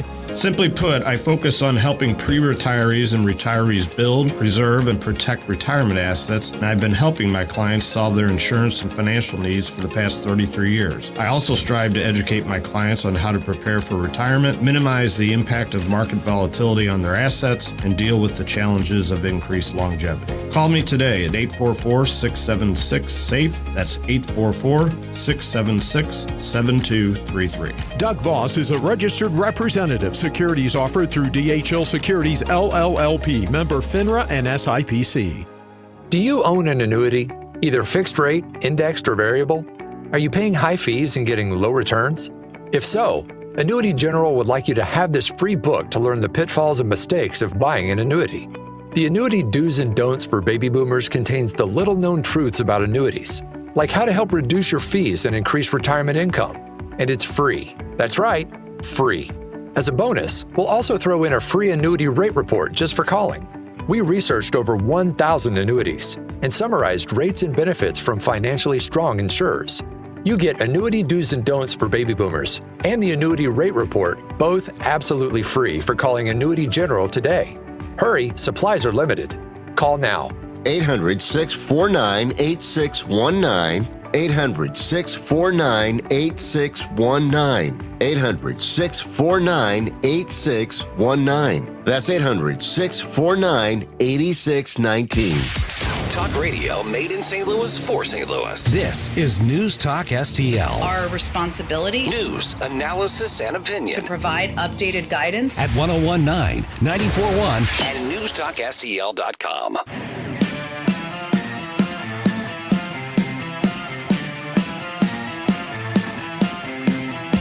Talk lines are open now at 314-912-1019. Get up. It's Mike Ferguson in the morning. Made in St. Louis for St. Louis. It's News Talk STL.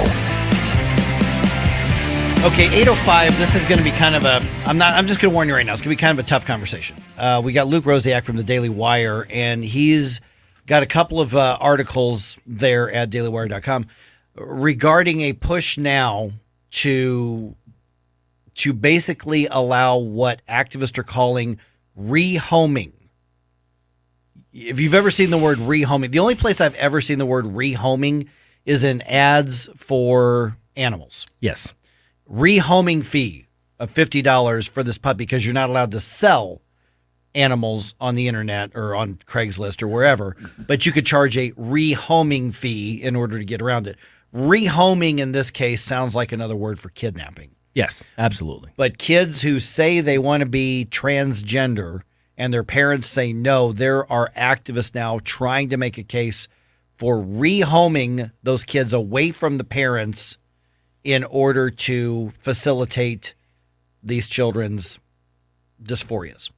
Is there an age limitation there or any requirement there? We're going to find out. Yeah. At 8:05 with Okay. Luke Rosiak from the Daily Wire. So for those who think this was just a fringe thing, it'll run its course. For some reason, the fringe left, this is a sacrament for them. You know, you've got abortion, which is a sacrament for a lot of them, and now you've got this trans stuff. And it is getting to the point now where their mindset is growing into, if you won't agree or comply, not only do you not have the right, we want the right to take your children out of your home. So this will be probably difficult to hear, but we're going to have the conversation at 8:05. It's 7:52 right now. I'm Mike Ferguson with Gabe Pfeiffer and Ken Williams. There is, real quick, let me mention Freedom Fest coming up Sunday. And Fenton, this is at the GOP headquarters in Fenton. NewstalkSTL.com's got more information, and STLYRS.com has more information. Plenty of tickets available because apparently the thing is just to kind of show up and pay at the door for this. And you're getting a full lunch, barbecue and drinks and everything. And you're going to be able to meet Eric Schmidt and Congresswoman Ann Wagner and Secretary of State Jay Ashcroft and, who else is going to be there? Nick Schroer is going to be there, I think. And Mary Elizabeth Coleman's going to be there. And several others are going to be there, candidates and office holders alike. So there's going to be a lot of networking that's going to be done. Yeah. And barbecue. It's going to happen. So go to one of those websites. Go ahead and get your ticket now because the young Republicans, they need to know how much food to have on hand. Yeah, and there's a discount for doing it early. Is that still in effect now? I think if you do it online before the event, I think so. Okay, I believe it's cheaper. Well, more information there at on the websites as well. So check that out. Chris I'm sorry, is Ashcroft going to be there along? Jay with, Ashcroft's going to be there. Yep. And then Eric Schmidt too. Eric Schmidt's going to be there. Yep. And Congresswoman Ann Wagner. Yeah. Yep. And so Chris Arps and Tim Jones from the afternoon show, they're going to be the MCs. And so you get a chance to hang out with them as well. There is a debate tonight on the Illinois side. J.B. Pritzker and Darren Bailey are going to debate in Normal over at Illinois State University's campus.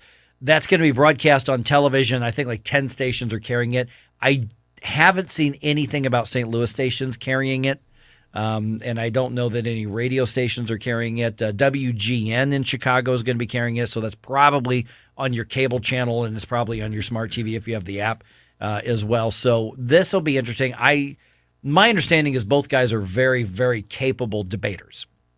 Now, we know what Pritzker is going to say, that all the big government stuff is working, things are great, the economy's in great shape, they're fiscally sound. And boy, thank God you had me in office because I got you through COVID because I locked you in your damn house. Yeah, he's going to strain himself patting himself on the back. And he probably won't mention all the COVID money that he got to do all the stuff he wanted to do. Yeah, the Blue State bailout money. Darren Bailey's obviously going to hit really hard on the crime issue and point out some of the realities of the economy in the state. But in the end, this is one of two debates. It's going to happen at 7 o'clock. There's a website called CIProud.com, which stands for Central Illinois Proud, which is basically a news website for Central Illinois. So CIProud.com is the place where if you want to watch it streaming, that's where you'll be able to see it. So on the Missouri side, don't expect in the state's biggest race, obviously U.S. Senate. At this point, it looks like there's not going to be a debate between Eric Schmidt and Trudy Bush Valentine. We are 33 days away from Election Day.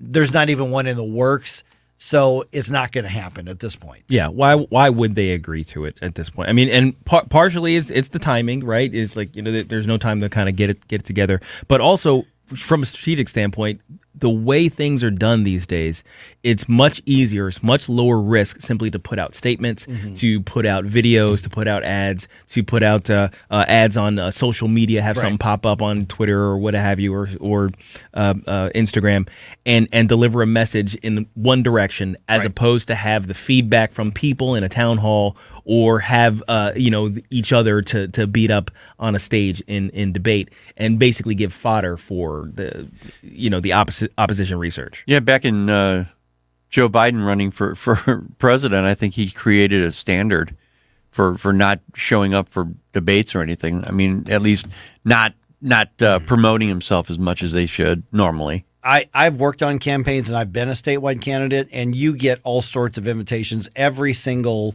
county organization wants to have a debate, for the U.S. Senate or for governor or for whatever the case is. But of the actual statewide organizations capable of doing it, only one really came forward and tried to offer one. Eric Schmidt did accept. Trudy Bush Valentine's campaign did not answer.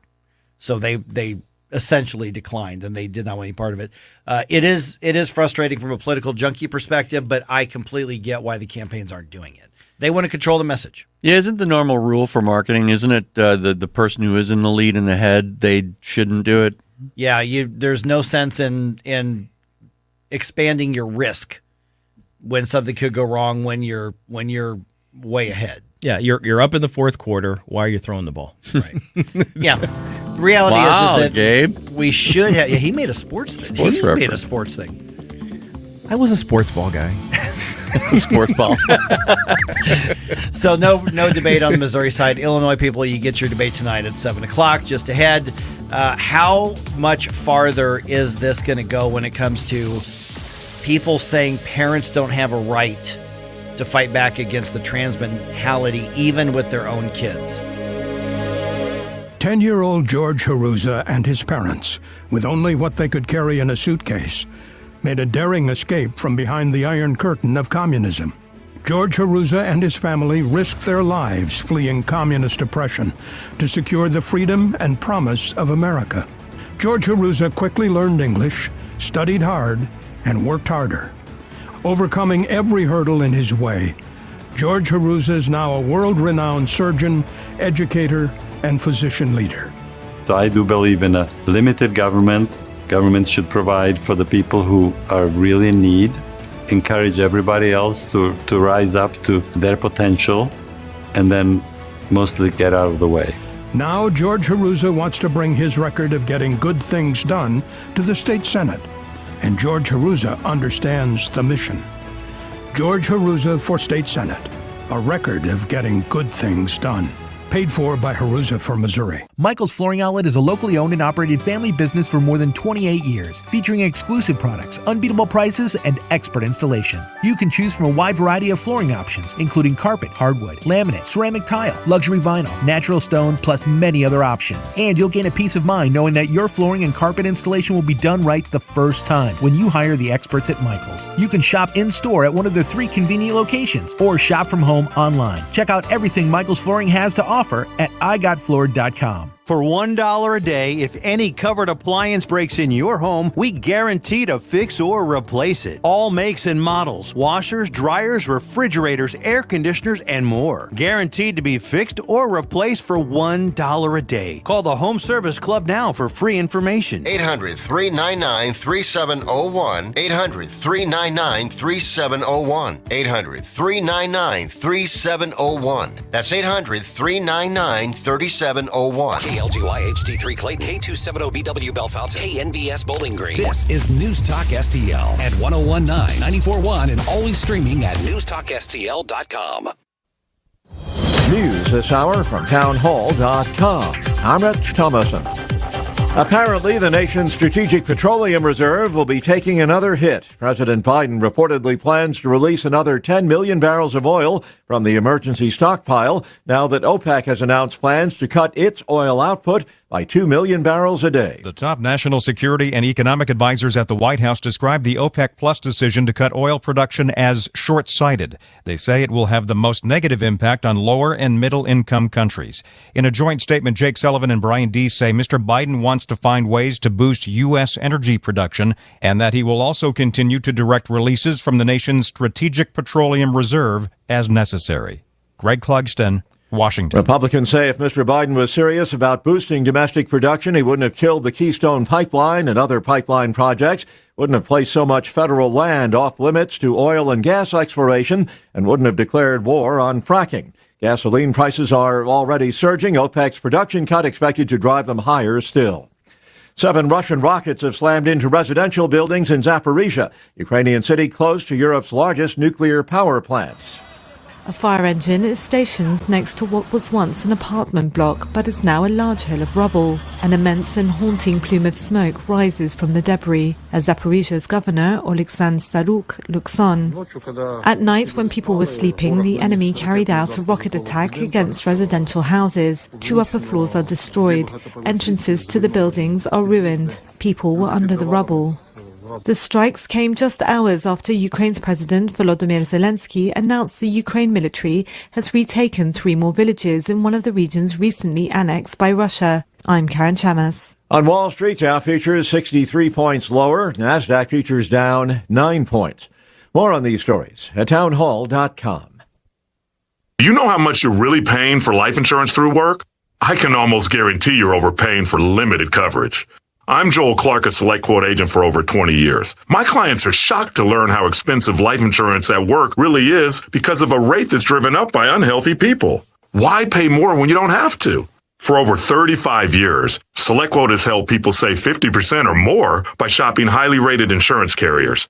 I found a 40-year-old man with high blood pressure, a $500,000 policy for only $18 a month. Don't procrastinate. Workplace open enrollment will be here soon. Let SelectQuote save you money and get you the coverage you need to protect your family. For your free quote in just minutes, call 1-800-865-2266. That's 1-800-865-2266. 1-800-865-2266. Or go to SelectQuote.com. Full details on example policy and carrier ratings at SelectQuote.com/commercials. Price could vary by health, issuing company, and other factors. Not available in all states. From the Michaels Flooring Outlet Traffic Center.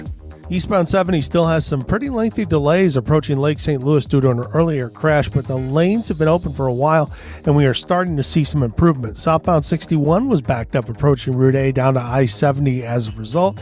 64 East, you've got some heavy traffic approaching Clarkson Olive through 141. It's busy at Spady, and then about Clayton Warsaw McKnight area into Big Bend is heavy and slow. 55 North, it backs up about Weber headed into the construction zone. 270 North, 55 up to Manchester has slow pockets. 44 East, you're backing up at about Miraz through 270 and again approaching Big Bend. This report is sponsored by Wendy's. Try Wendy's new home-style French toast sticks today. They're so good, some are saying they're better than their mom's French toast. Perfectly crispy on the outside, perfectly fluffy on the inside. Try Wendy's new home-style French toast sticks today and see if they're better than your mom's. I'm Joe Sonderman from the News Talk STL Traffic Center. From the News Talk STL Weather Center. Another nice warm day today. The high temperature near 80 degrees under sunny skies. A little northwest breeze at maybe 8 to 12 miles per hour. A little gusty this afternoon. Overnight lows tonight near 50 as a second cool front moves through. This one's definitely going to cool things down. The high tomorrow only 62 degrees, so you'll be near 60 degrees for the ball game tomorrow afternoon at Busch. And another cool day on Saturday with highs in the low 60s after a morning low near 40. Maybe a little patchy frost north of St. Louis on Saturday morning. I'm KMOV First Alert meteorologist Kent Earhart. This hour of News Talk STL is brought to you by Rodney and Jen Wallner and the entire Wallner home selling team at Berkshire Hathaway. Call them today at 314-810-SOLD. 314-810-SOLD. Hey folks, Tim Jones here of 1019 94.1 News Talk STL. Join Chris Arps and I and the St. Louis Young Republicans this Sunday for the annual Freedom Fest Barbecue at the St. Louis County GOP headquarters at 11:30 a.m. Special guests, Attorney General Eric Schmidt, Secretary of State Jay Ashcroft, State Senator Bill Eigel, and more. Stand against tyranny, strengthen the conservative movement, enjoy tasty eats at the St. Louis Young Republicans Freedom Fest Barbecue this Sunday. More information at newstalkstl.com. I'm Dr. TJ, owner of the Institute of Natural Health, co-owner of Optimal Nutraceuticals, and the host of Wellness 101. Wellness 101 is designed to cut through the nonsense and provide you common sense, science-based information regarding health and wellness. On the show, we discuss topics like thyroid health, gut health, hormone optimization, and many others. Our show airs Saturdays at 10 a.m. and 2 p.m. and Sundays at 11 a.m. and 3 p.m. right here on News Talk STL. For more information, visit us at inhstl.com. That's inhstl.com. Hey, it's Katie, reminding you to subscribe to our show podcast so you never miss anything that happens here at News Talk STL. Get our podcasts every day on the show pages at newstalkstl.com or just subscribe to your favorite shows on Spotify, Apple, Google, Amazon, or anywhere else you get your podcasts. Mike Ferguson. It's a miracle we're not in prison. Gabe Pfeiffer. Are you kidding me? Get up! Get up! Can't you hear the alarm? Get up, St. Louis. Yeah, it's kind of a thing. Mike Ferguson in the morning on News Talk STL. Get up! Get up! This is your cousin Bob.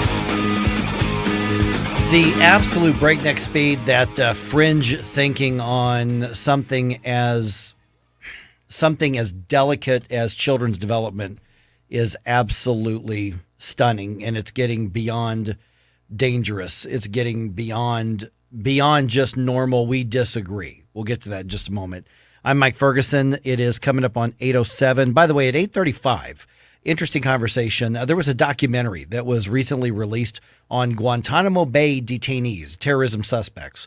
And there was a lot of pushback, some of it by Islamic activists and religious leaders, but others say the filmmaker didn't have a right to do that movie, to do that documentary, because of the color of her skin. So get more details on that in about 30 minutes right here on News Talk STL. I'm Mike Ferguson with Gabe Pfeiffer and Ken Williams. When you look at how recently this entire so-called trans children thing became a thing on the radar, to the point where we are right now is almost mind-boggling. You look at the Daily Wire, there's a series of stories on it, at least two written by Luke Rosiak, who joins us right now. And Luke, first of all, just in the last week or two, we're talking about the state of California, the legislature passing a bill saying if a runaway kid who wants to be trans gets across the border, the state can become their guardian, essentially. And now we've got, school districts that are saying, if you want to identify as something differently, we're not going to tell your parents because they might not like it, and we want to affirm. But literally now there is a movement or a push to use their words, rehome children if the parents don't want them to be allowed to live as the opposite gender. Am I close? Am I keeping up with this? Yeah, there's a group here in Virginia called the Pride Liberation Project, and it said if you're facing familial rejection or you need to leave their home for another reason, we can provide you with emergency housing from a supportive, queer-friendly adult. Please note, this adult will likely be white. We anticipate we can secure someone to take you in within 1 to 2 days, and we will work with other supportive adult organizations in the region to find you someone who can provide you a kind and affirming home. So this is kind of like the posters you see in classrooms all over America where they say, if your mom won't accept you for who you are, I'm your mom now. And they're basically, we don't know what's going on in these kids. I doubt that many kids are in abusive homes or even homes where people are, really anti-gay. It's probably just parents saying, well, kids, you want to talk? So it seems like something's going on.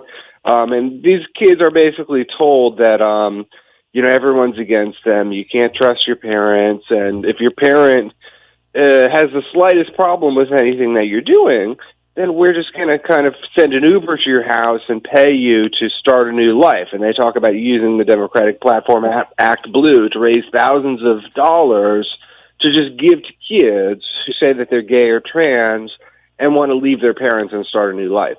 So rehome is basically another word for kidnapping.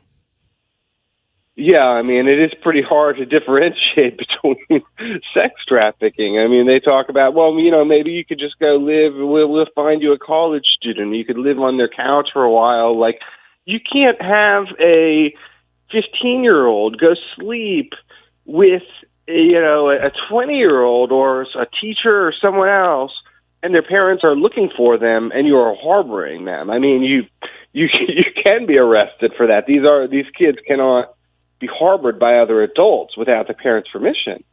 And yet we are seeing this over and over again. And there's numerous adults involved in this Pride Liberation Project group, including the chair of the National Association of School Psychologists LGBTQ committee.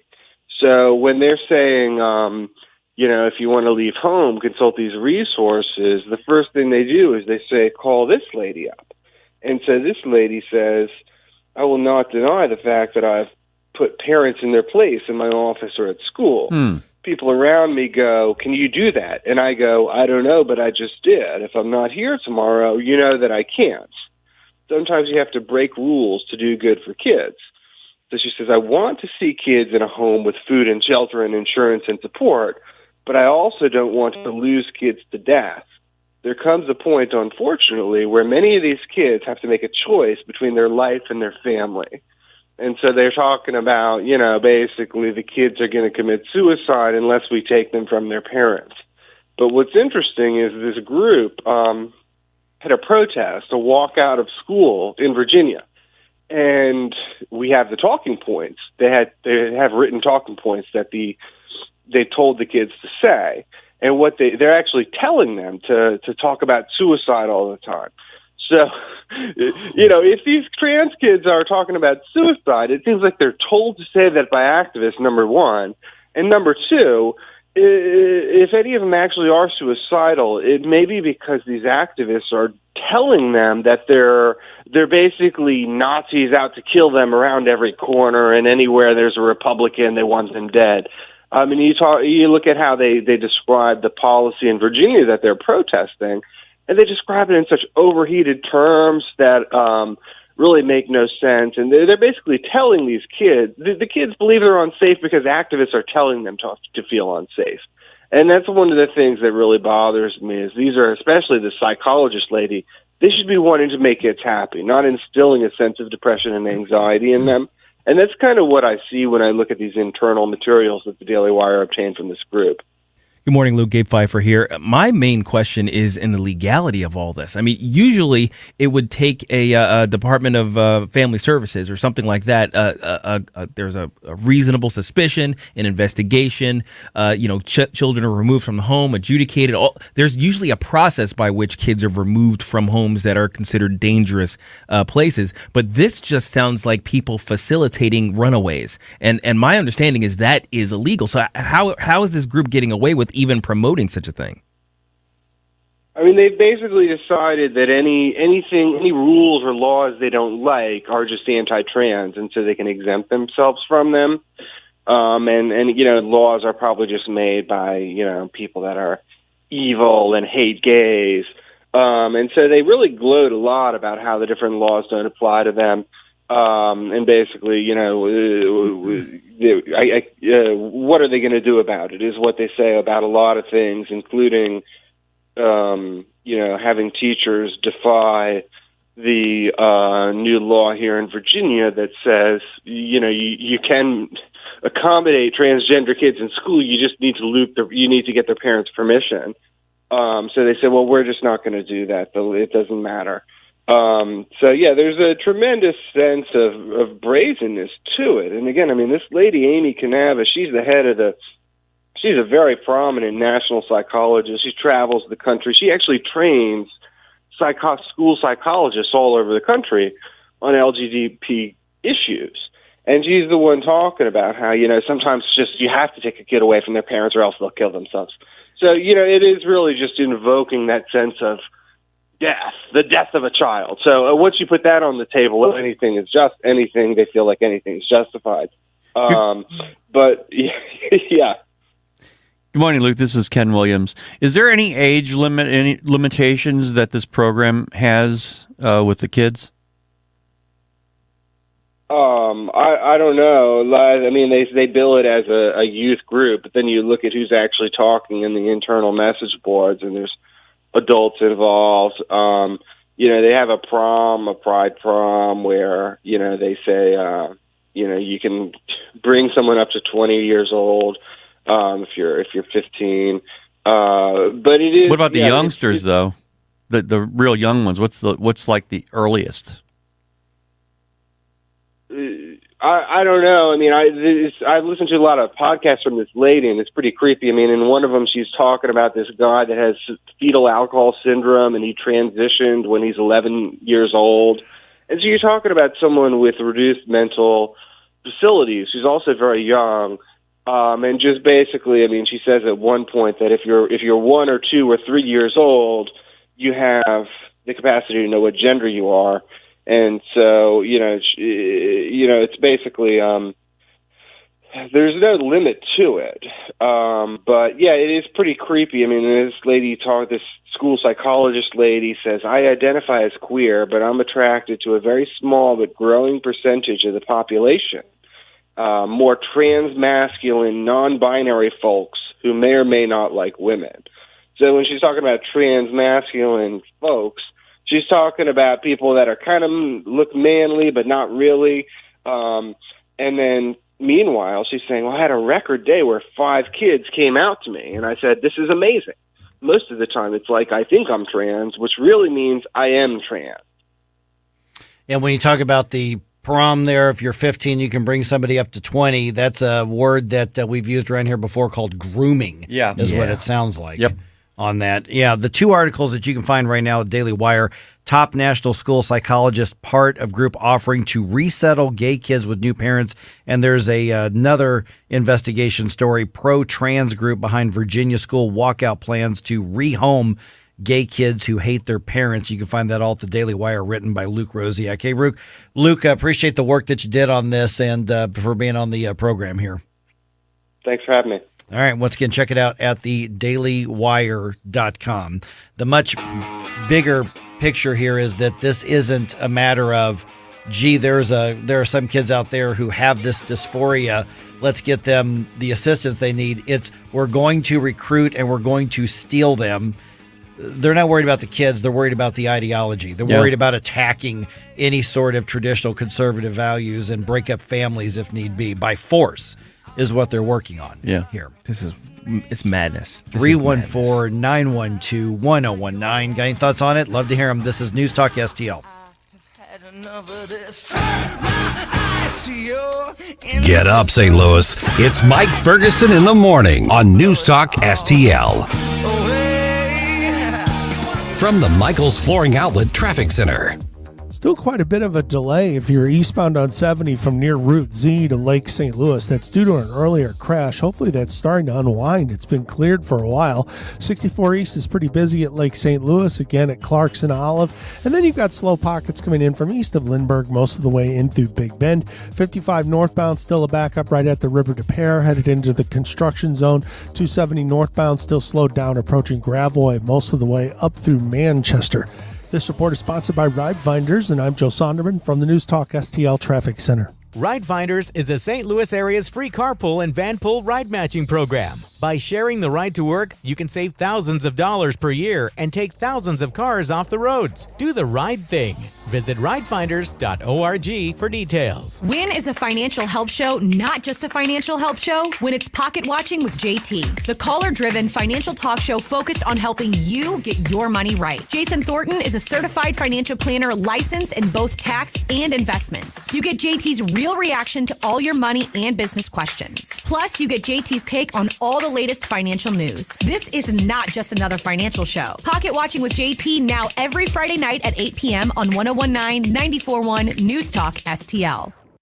Are you tired of hard chlorinated water drying your skin out, tasting bad, and ruining your fixtures? Jones Air and Water Treatment has a solution to this pollution. Our Hydratech H2O leaves you with great tasting, soft water at all fixtures in your home with one unit. Call Jones Air and Water at 636-899-1040 or visit us on the web at joneswater.com. You can be a filter or buy a filter. Jones Air and Water, 636-899-1040 or joneswater.com on the web. Call us now. Are you looking for the cheapest prices on car insurance? Then call the Cheap Car Insurance Hotline right now. Hey, you're guaranteed to save money on your car insurance. Most car insurances can be canceled at any time. That means if you find a better deal, you can switch right away. We're not just one company. We offer most of the major brands of car insurance. We're like a discount supermarket for car insurance. And it doesn't matter if you have a good record or a bad driving record. Our agents are experts at finding you the right car insurance for your needs. Our average customer saves hundreds of dollars a year when they call us to switch. So why don't you make this 100% free call right now and see how much you can save on your car insurance. Paid for by AIS Insurance. 800-721-5741. 800-721-5741. 800-721-5741. That's 800-721-5741. Fox News commentary. When she's not overseeing the destruction of our country, Speaker Pelosi can be seen in all of her narcissistic glory on late night television. I'm Tommy Lahren. More next.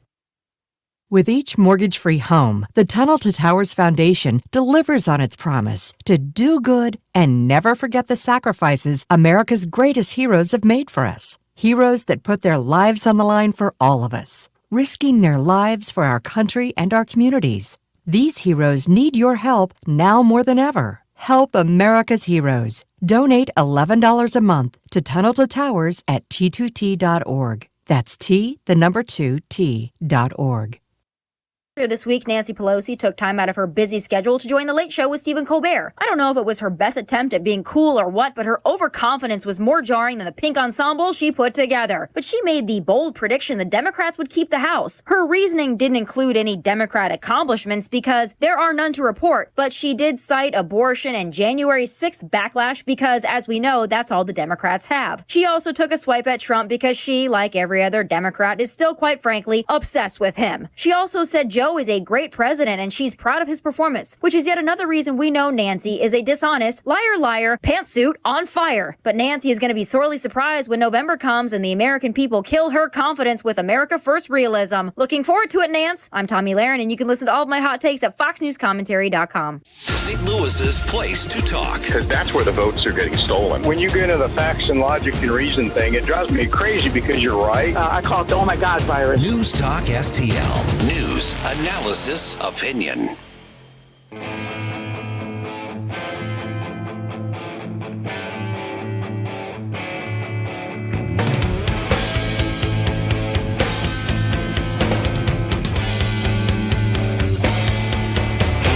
Talk lines are open now at 314-912-1019. Get up, St. Louis. It's Mike Ferguson in the morning. This is News Talk STL at 1019, 94.1, 99.1 HD3 and NewstalkSTL.com.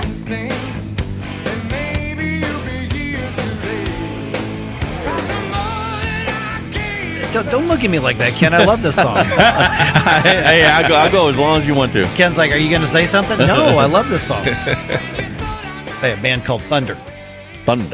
Yes. Hey, it's Mike Ferguson, and since Ken brought the audio down on my song, I like it. It's 8:24. I got Gabe here, obviously Ken here, and at 8:35, interesting conversation. Documentary was released recently called Jihad Rehab. It's been renamed The Unredacted, but Jihad Rehab is where all the controversy came. And a woman named Meg Smaker made the documentary interviewing former detainees of Guantanamo Bay, so terrorism suspects.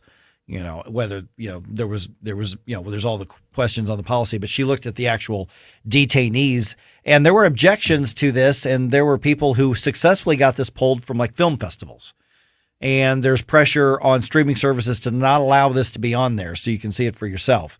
And among the arguments is that a white American woman has no business making a documentary and focusing on Middle Eastern Islamic men. Oh my God. So that's one of the objections. Now, there are others. That's not the only one, but that's one of them. So 8:35, we're going to explore that with Angel Eduardo, who is from the Foundation Against Intolerance and Racism. And he's kind of a free speech guy. I'll just tell you that right up front. So we'll hear from him just about 10 minutes from right now here on News Talk STL. A few news stories that I want to bring you up to date on. The word is life in prison without the possibility of parole. That's the sentence handed down Wednesday for 26-year-old Stephen Cannon. That's the man convicted of murdering retired police Captain David Dorn. This happened during the George Floyd Black Lives Matter riots of, 2 years ago now, I guess it was. And so Cannon says, it wasn't me. I didn't do it. Somebody else did it, which just probably indicates he's going to appeal his conviction in order to hopefully try to have some hope of getting out of prison someday. But in the meantime, life in prison without parole, good riddance to you. Yeah. Let's see here. Speaking of violent crime, new FBI statistics show violent crime numbers rising nationwide. And I think we all saw that coming, and that they could actually be worse than what the numbers show because two major cities are not including their statistics to the national report. Crime stats that don't include New York or LA is like postseason baseball this year without the Yankees or Dodgers. Despite this glaring omission, the numbers still paint a grim picture. According to the FBI's crime stats released Wednesday, murder continues to climb in the United States, up over 4% from a year ago. 22,900 murders, up from 22,000 in 2020. Recall last year's FBI murder stats saw a 29.4% spike from 2019 to 2020. The biggest jump in decades, actually since the start of national record keeping began in 1960. So last year was worse than the worst year in recorded U.S. history. Now, keep in mind, there's no actual requirement for cities to turn over this information, but The reality is that it's going to look really bad for them, so they're just not turning it in. But it would be a lot worse with the two biggest cities in the country. Yeah. And the fact that we were at historic levels without those, it speaks volumes about where we are in this country. And hey, the ones who put forward the anti-police rhetoric, I hope and pray that everybody makes them pay at the polls. Right. Yeah. By the way, Cori Bush doubled down on that twice. Once on MSNBC and once on CNN yesterday alone.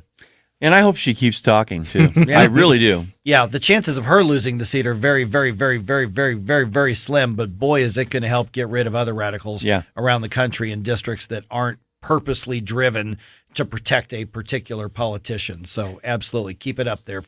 Keep up flapping your gums there, Cori Bush. And apparently in the book, because Joe Scarborough was just gushing over her in the interview yesterday. And she was talking about getting attacked by a bunch of police officers. She was thrown in the air and thrown on the ground and stomped by police. Yeah, really? I'm sure that happened. Yeah. Well, she admitted she's in therapy, so that's a good thing. Hopefully it's not the same psychologist Luke Rosiak just told us about. Yeah, right. And every Republican candidate across the country should just point to Cori Bush. And say, you want more of that craziness? Okay. Yeah. I want to see her face in more Republican ads than a Republican face. Yeah. Oh, yeah. Without a doubt. Just her talk. Just let her talk. No question. All right. On the Illinois side, J.B. Pritzker, Darren Bailey have their first debate tonight. That happens at the Illinois State University campus in Normal. WGN is carrying that debate. You can also catch it streaming at ciproud.com. It starts at 7 p.m. It looks like they're going to have 2 debates total on this. All the warning signs are here. Brace yourself for a crucial part of your budget to get more expensive. Fox News' who is doing this one? Lauren Blanchard has the update. The unwelcome surprise announcement by OPEC, the Organization of the Petroleum Exporting Countries, that they would cut oil production by 2 million barrels per day. The White House criticized the move. The administration says President Biden will release another 10 million barrels from the strategic reserve next month. Republicans say the president's policies have made the U.S. dependent on foreign oil. And just understand what this all means, whether you understand the politics of it or not, is that gas prices are about to go up and probably significantly. Oh, yeah. What we got? Oh, we've got listener Tom. Tom. Hey, Tom, you're on News Talk STL. Got about a minute for you because I got to get to an information segment. Okay, real quick. At the primaries, I was approached and asked if I'd like a brochure about Cori Bush, and I just politely declined. But I really felt like saying no. I wouldn't even vote for that woman if she was running for dog catcher. Right? But yeah. The other one is that on the whatever that late night show was that Nancy Pelosi was on saying that Biden was doing a great job, and I agree with her. He's doing a great job of bringing this country down. So that's my comment. Hey, thanks, Tom. Appreciate you being on the on News Talk STL, being part of the show. All right, yeah, that's I mean, Cori Bush. I mean, it's we know what we're dealing with here. Doing a great job for Republicans. And the right funny now. part is they're gonna sell that book and put that in the nonfiction section. That's what's weird. Yeah. All right, by the way, Cardinals playoff start tomorrow at 1:07 p.m., weirdly specific time. 1:07 p.m. It's going to be on ABC, so Channel 30. Saturday's game, 7:37 on ESPN2. If there is a third game, it'll be 7:37 on Sunday. The entire series is at Busch Stadium, 2 or 3 games. Just ahead, canceling a documentary because the person asking the questions wasn't the right skin color. Yeah, that's still a thing. We'll talk about that at 8:35 here on 101.9 and 94.1 News Talk STL.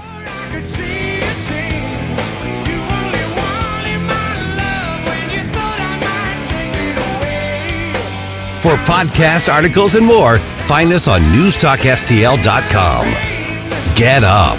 It's Mike Ferguson in the morning. Made in St. Louis for St. Louis.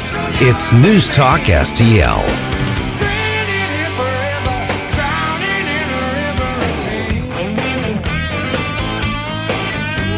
Whether at home or at work, you're mobile. So when you're mobile, stay mobile. Keep St. Louis's home for conservative talk with you wherever you go. Download the News Talk STL app in the App Store or at NewstalkSTL.com. From the Newstalk STL newsroom, I'm Joey Vasevich. A city judge sentenced 26-year-old Stephen Cannon to life in prison yesterday for killing retired St. Louis police captain David Dorn, as Dorn tried to stop looting at a pawn shop during protests 2 summers ago. Cannon also received an additional 30 years for other crimes. 2 people were killed Wednesday morning after their vehicle was struck by a tractor-trailer near Hamel, Illinois. The driver of the tractor-trailer did not stop at a stop sign and struck the SUV's passenger side.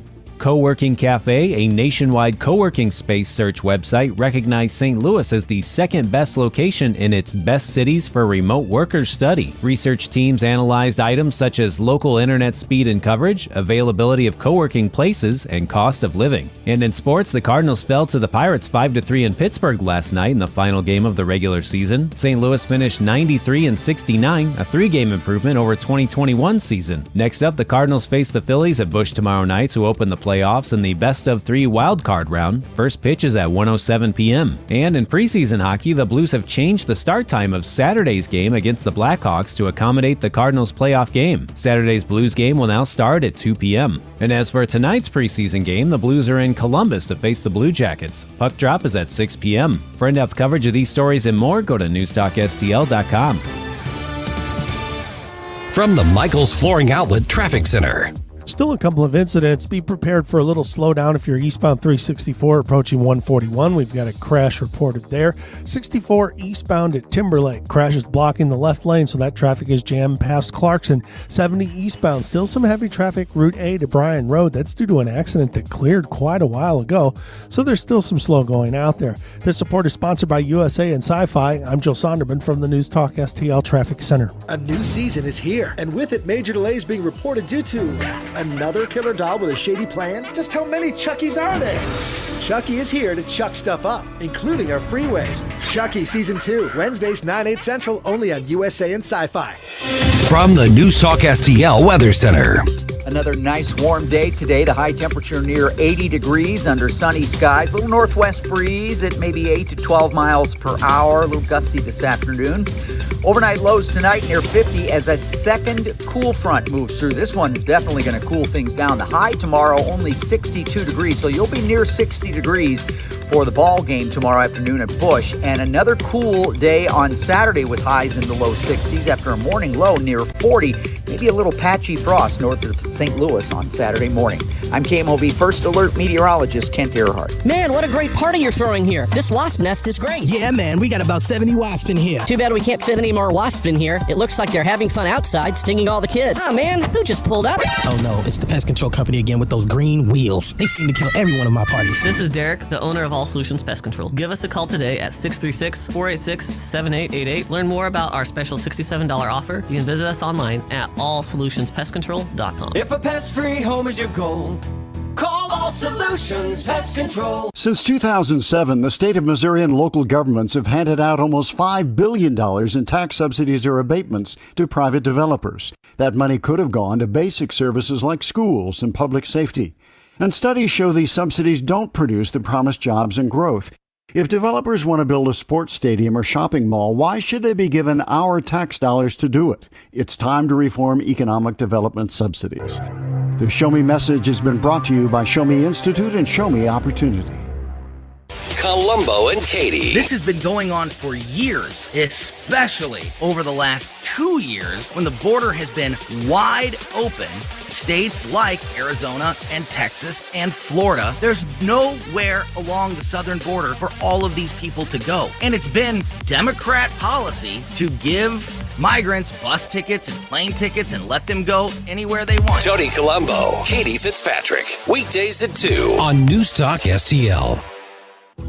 Hey, Columbo here, and many of you know that one of my favorite things to do when I have some free time is to get out on the water and go fishing. And the folks at Bluff City Outdoors in Alton are the people you should see before your next fishing trip. No matter what you're fishing for, they have everything you need, from gear to lures to live bait. Plus, they can even set you up on a guided fishing tour on the Mississippi River. Make sure the tackle box is ready for your next trip by visiting Bluff City Outdoors at 2813 East Broadway in Alton and bluffcityoutdoors.com. The midterm election. Decision 22 News. It's going to put some pressure on all of us to up our game. Decision 22 Analysis. A midterm election route. Decision 22 Opinion. You're going in for a problem. Decision 2022 happens on News Talk STL.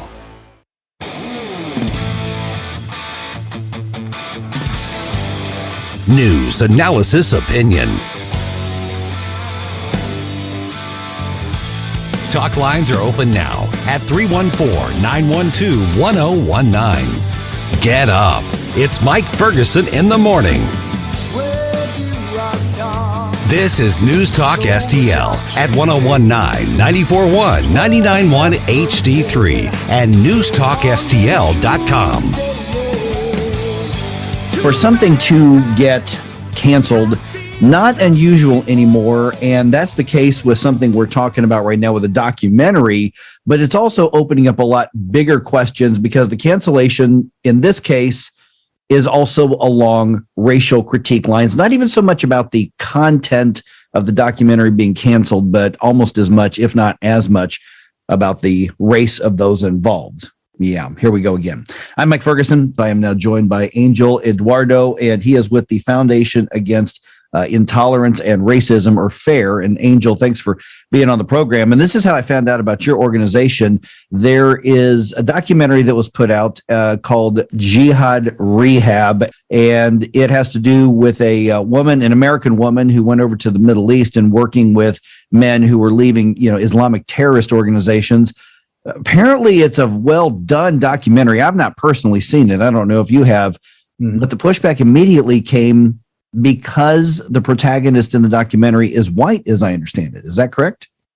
Yeah. So I have seen it, and I can say with absolute certainty that it is a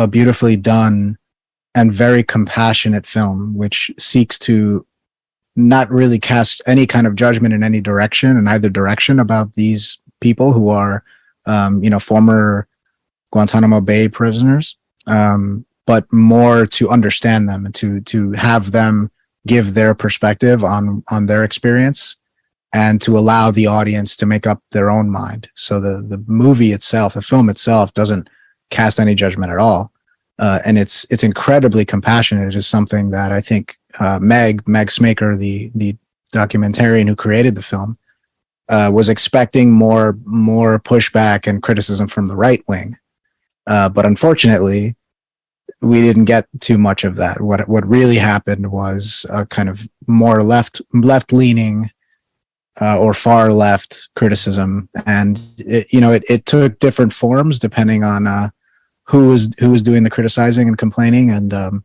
and then whether that particular complaint or criticism stuck. Initially it had to do with the racialized identity of the director, Meg Smaker, who is, a blonde and very unmelanated human being.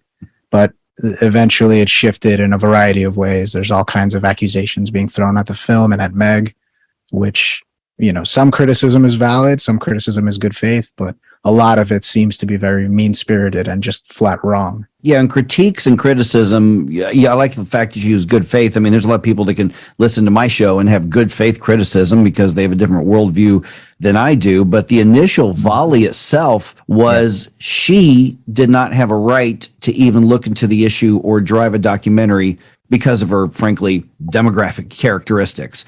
And what does that say towards, I think, the overall bigger picture of whether it's conversation, debate, disagreement, media, whatever you want to call it? If somebody says you're not allowed to speak or to investigate or to ask or to produce something because of something like skin color, how could that affect us in other ways? Or how does it affect us in other ways? Because it's happening.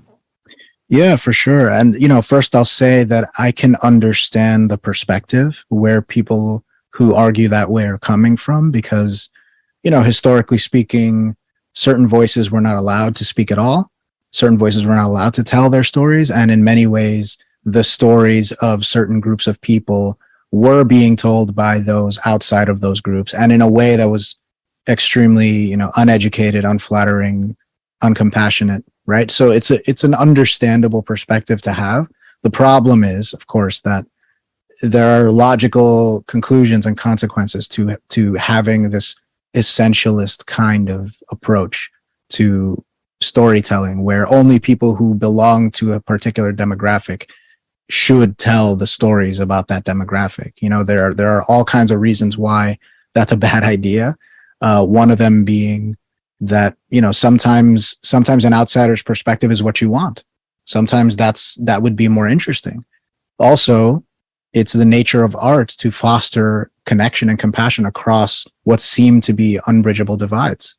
And that's the beauty of it. So someone who comes in from the quote unquote outside could connect and resonate with a particular group or story or culture or whatever in a way that perhaps even the members of that group couldn't, just because of that perspective.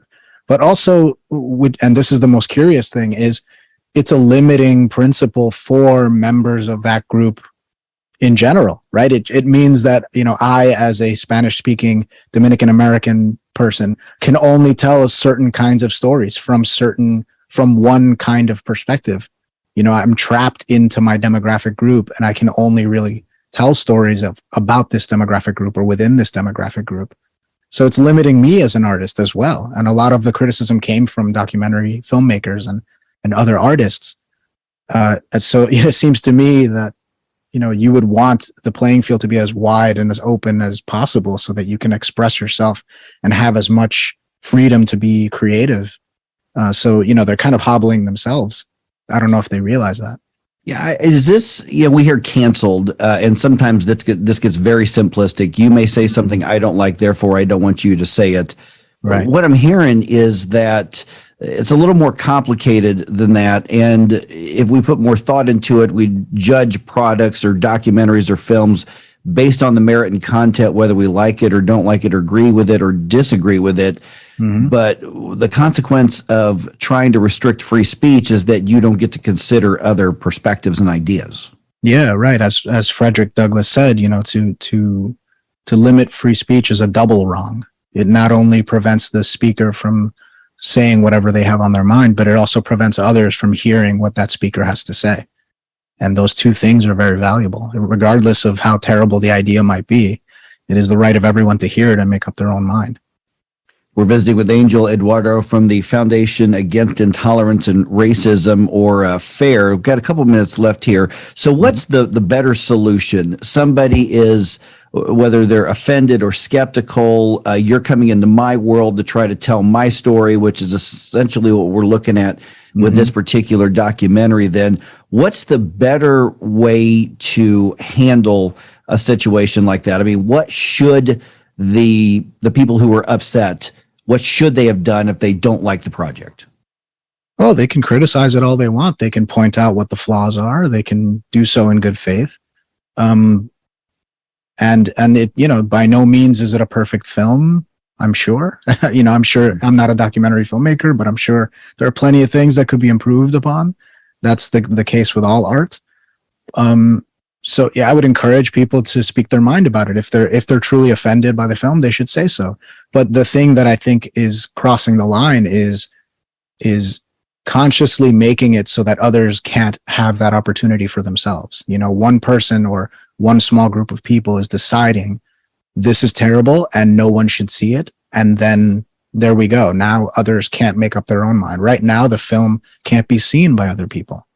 The film is trapped in this limbo where other people can't see it and make up their own mind about it. And I have to say that a lot of the people who are voicing these criticisms, a lot of them haven't seen the film, just because the nature of it being limited, is disproportionate to the number of criticism and the people who claim to have an opinion on it.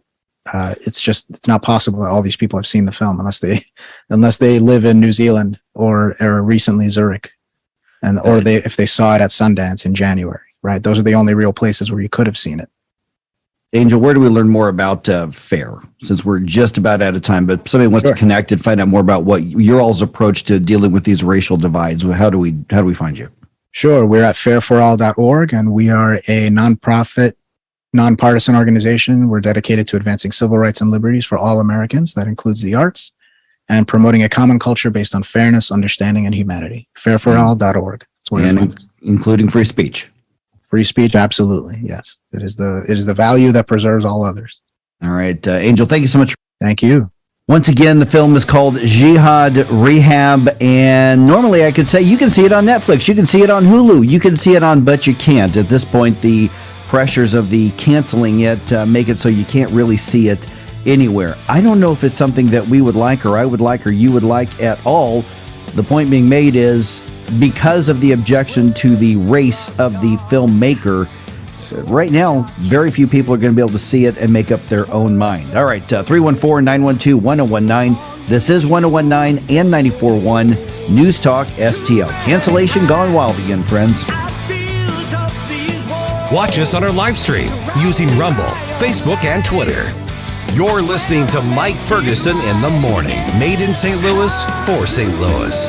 It's News Talk STL. From the Michaels Flooring Outlet Traffic Center. Crews on the scene of a crash eastbound on 64 at Timberlake. They're currently blocking the two left lanes, so we have some stop-and-go traffic as you approach Clarkson on eastbound 64.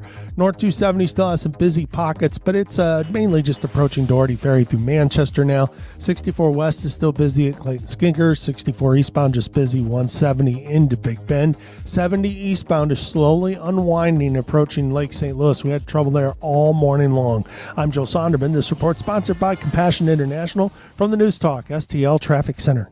Drought, war, and rising food prices have doubled the number of families facing malnutrition. You can help. $50 provides a food kit to feed a family for a month. Just text the word radio to 97646. Columbo and Katie. President Biden just released more oil from the strategic reserves. Katie and I will talk about that and other issues that affect your finances on Thursday when we talk to Jason from Pocket Watching with JT at 2:25. Weekdays at 2 on News Talk STL. From home improvement to replacement, do-it-yourself electrical projects can be shocking. That's where Grasser Electric can help. They've been lighting up St. Louis for years. From ceiling fans and dimmer switches to repair or replacing your electric. No job is too big or too small for your home or business. Grasser Electric will even install emergency backup generators. So call Grasser Electric today before the sparks start to fly. 636-441-5200 or go to grasserelectric.com. Columbo here for Agers Heating and Air Conditioning. We trust Agers with our home because their number one priority is doing right by the customer. Temperatures are changing outside, and as we transition from warmer temps to cooler ones, if you have any issues keeping your family comfortable, don't wait. Call the great team at Agers so they can address the issue before it gets worse.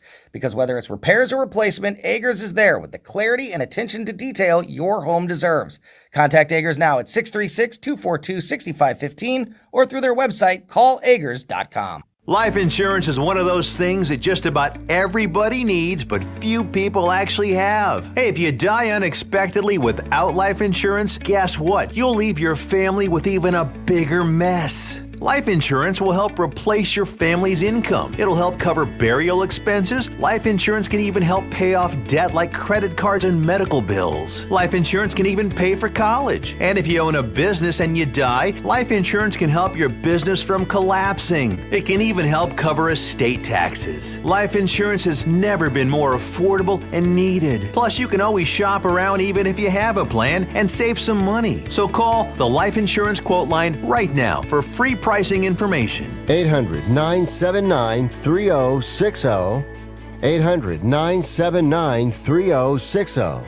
800-979-3060.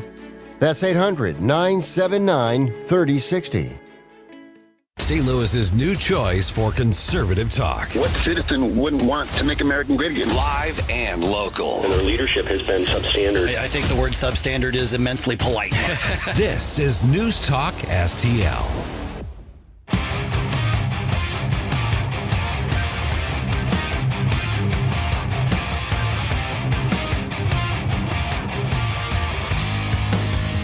Like us on Facebook at News Talk STL.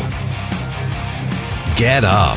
It's Mike Ferguson in the morning on News Talk STL. See, now I'm curious about seeing that documentary. Yeah, right?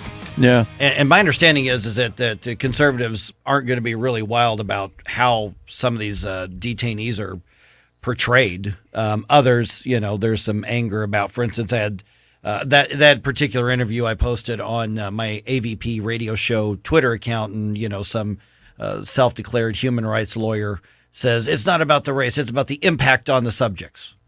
Well, documentaries are just supposed to be about people. But they're also just subjects. They're just all supposed to just lay out whatever the facts and opinions are.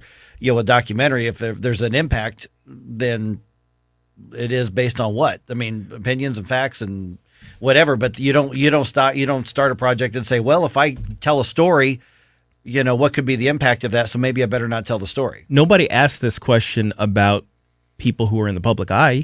Right. I mean, there are people who are alive who've had movies made about them that put them in an unflattering light. Sure.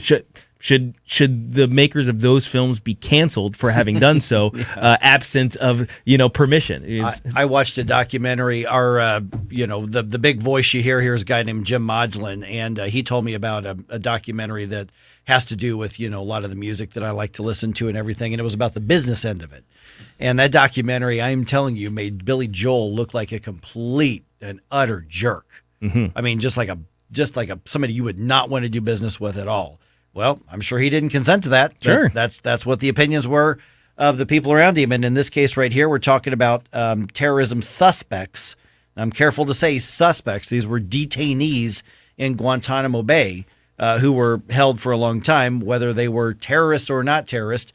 That really, I don't know if that was a lot of her purpose, but she was going in and you were getting a look at their background and you're getting, basically their story. And so I think that's why, I don't think this was a particularly conservative documentary. But the interesting thing is that among the reasons, and it wasn't the only reason, but among the reasons people push back is how dare somebody of that particular racial demographic decide they're going to make a movie and tell somebody else's story. Yeah, I mean, let's put together a comprehensive list of reasons for people to be silenced in making movies. Right. Okay, that was it. Mm-hmm. That's the thing. I was like, I don't care about impact. I don't care about the race of the person. I mean, it sounds like she put these people in a semi-sympathetic light. Well, I don't know, maybe. Yeah. So maybe a conservative argument, quote unquote conservative argument, would be, oh my gosh, you can't humanize these horrible terrorists, right? That's not a reason to keep her from producing or distributing the movie either. You can't just make up a criteria to limit other people's rights. You can't just do that. Now there may be a million reasons to decide you don't want to go pay the money to go see the movie or to criticize it. Yeah, there may be a million reasons to criticize it, but what we've crossed over into, and notice I'm using a past tense there, is that we're coming up with reasons to say you're not allowed to say that. Maybe somebody else could, but you're not allowed to. Or we don't like the subject topic matter. You're not allowed to offer that opinion. We don't want people discussing or debating that. Angel was telling me when we were, before we were, having that conversation, and he thinks it's done very well. I have no idea if Angel is liberal or conservative. I just don't know. He was all about the free speech aspect of it. And he says it was really, really well done and very provocative from a mental perspective. And that's good enough for me. Sure. So I don't know. If some rogue streaming thing decides to put it up there, or maybe Rumble or something like that puts it up there, I'll check it out. Sure, why not? I mean, I may like it, I may not like it, but I'll check it out. Yeah, I don't see a reason why not. Yeah. I mean, you look at the different platforms that, already thrown like this radio station off the air. So cancel culture is a real thing. I'm glad to see there is a push back to it. And there is now a parallel economy that's sort of coming out on it as well. Mm-hmm. YouTube decided they wanted to control what people could say. So Rumble then was founded and exists and is thriving. Absolutely. And in a large part because of that. Yes, there are some liberals on Rumble. Not many, but there are some there. Yeah. We talked a little bit earlier about the dating website. Yes. The right stuff for Yeah. conservatives, Mm-hmm. which looks like so far it's kind of flopping, but the concept makes a lot of sense. If the wokeness and stuff is overwhelming somewhere else, you create your own, and that's the free market speaking. Yeah, that's how you get around these things. When you encounter something you don't like, the response isn't let me find a way to shut it down. It's either walk away and don't bother, ignore it, or maybe do something different. If you see a space there, do something different. Say something different. Compete with an idea. Yeah. Oh man. Hey Vic. What's up? We were talking about there's a dating app that just got launched. Did you hear about this? Okay, called The Right Stuff, and it's for conservatives. Love it. Yeah, great concept. Apparently, there are almost zero women on it. They're having a little trouble. They're not signing up. They can't attract women. Having a little trouble getting off the ground. You know how Match.com, they promote mostly women, trying to get women. Yeah. That's typical of those. Yeah, so apparently a lot of them struggle with that. Now, of course, my wife actually Wait. So the women don't want to go out with conservative guys? Well, No. my theory could be, one, they don't like dating apps and they're giving up, or two, the conservative women aren't having trouble meeting guys. That's right. That's probably it. Nothing right there. sexier than a conservative woman, am I right? Oh, yeah. Yep. I mean, but they know they're a commodity already. Now I get it. You got 10 seconds. What's Karen up? Cataline starts us off, and we'll also get a preview of the playoffs with Nate Lucas and Mark Mix, president of Right to Work. And, of course, that game tomorrow, 1:07 p.m. And 39 seconds. And 39 and a half seconds. For all the women listening right now, I want you to picture a financial advisor. What do you see? It's an old guy in a suit, isn't it? Now, you and your husband, you're meeting with said advisor. Who's he talking to? Him. That's the problem. DNO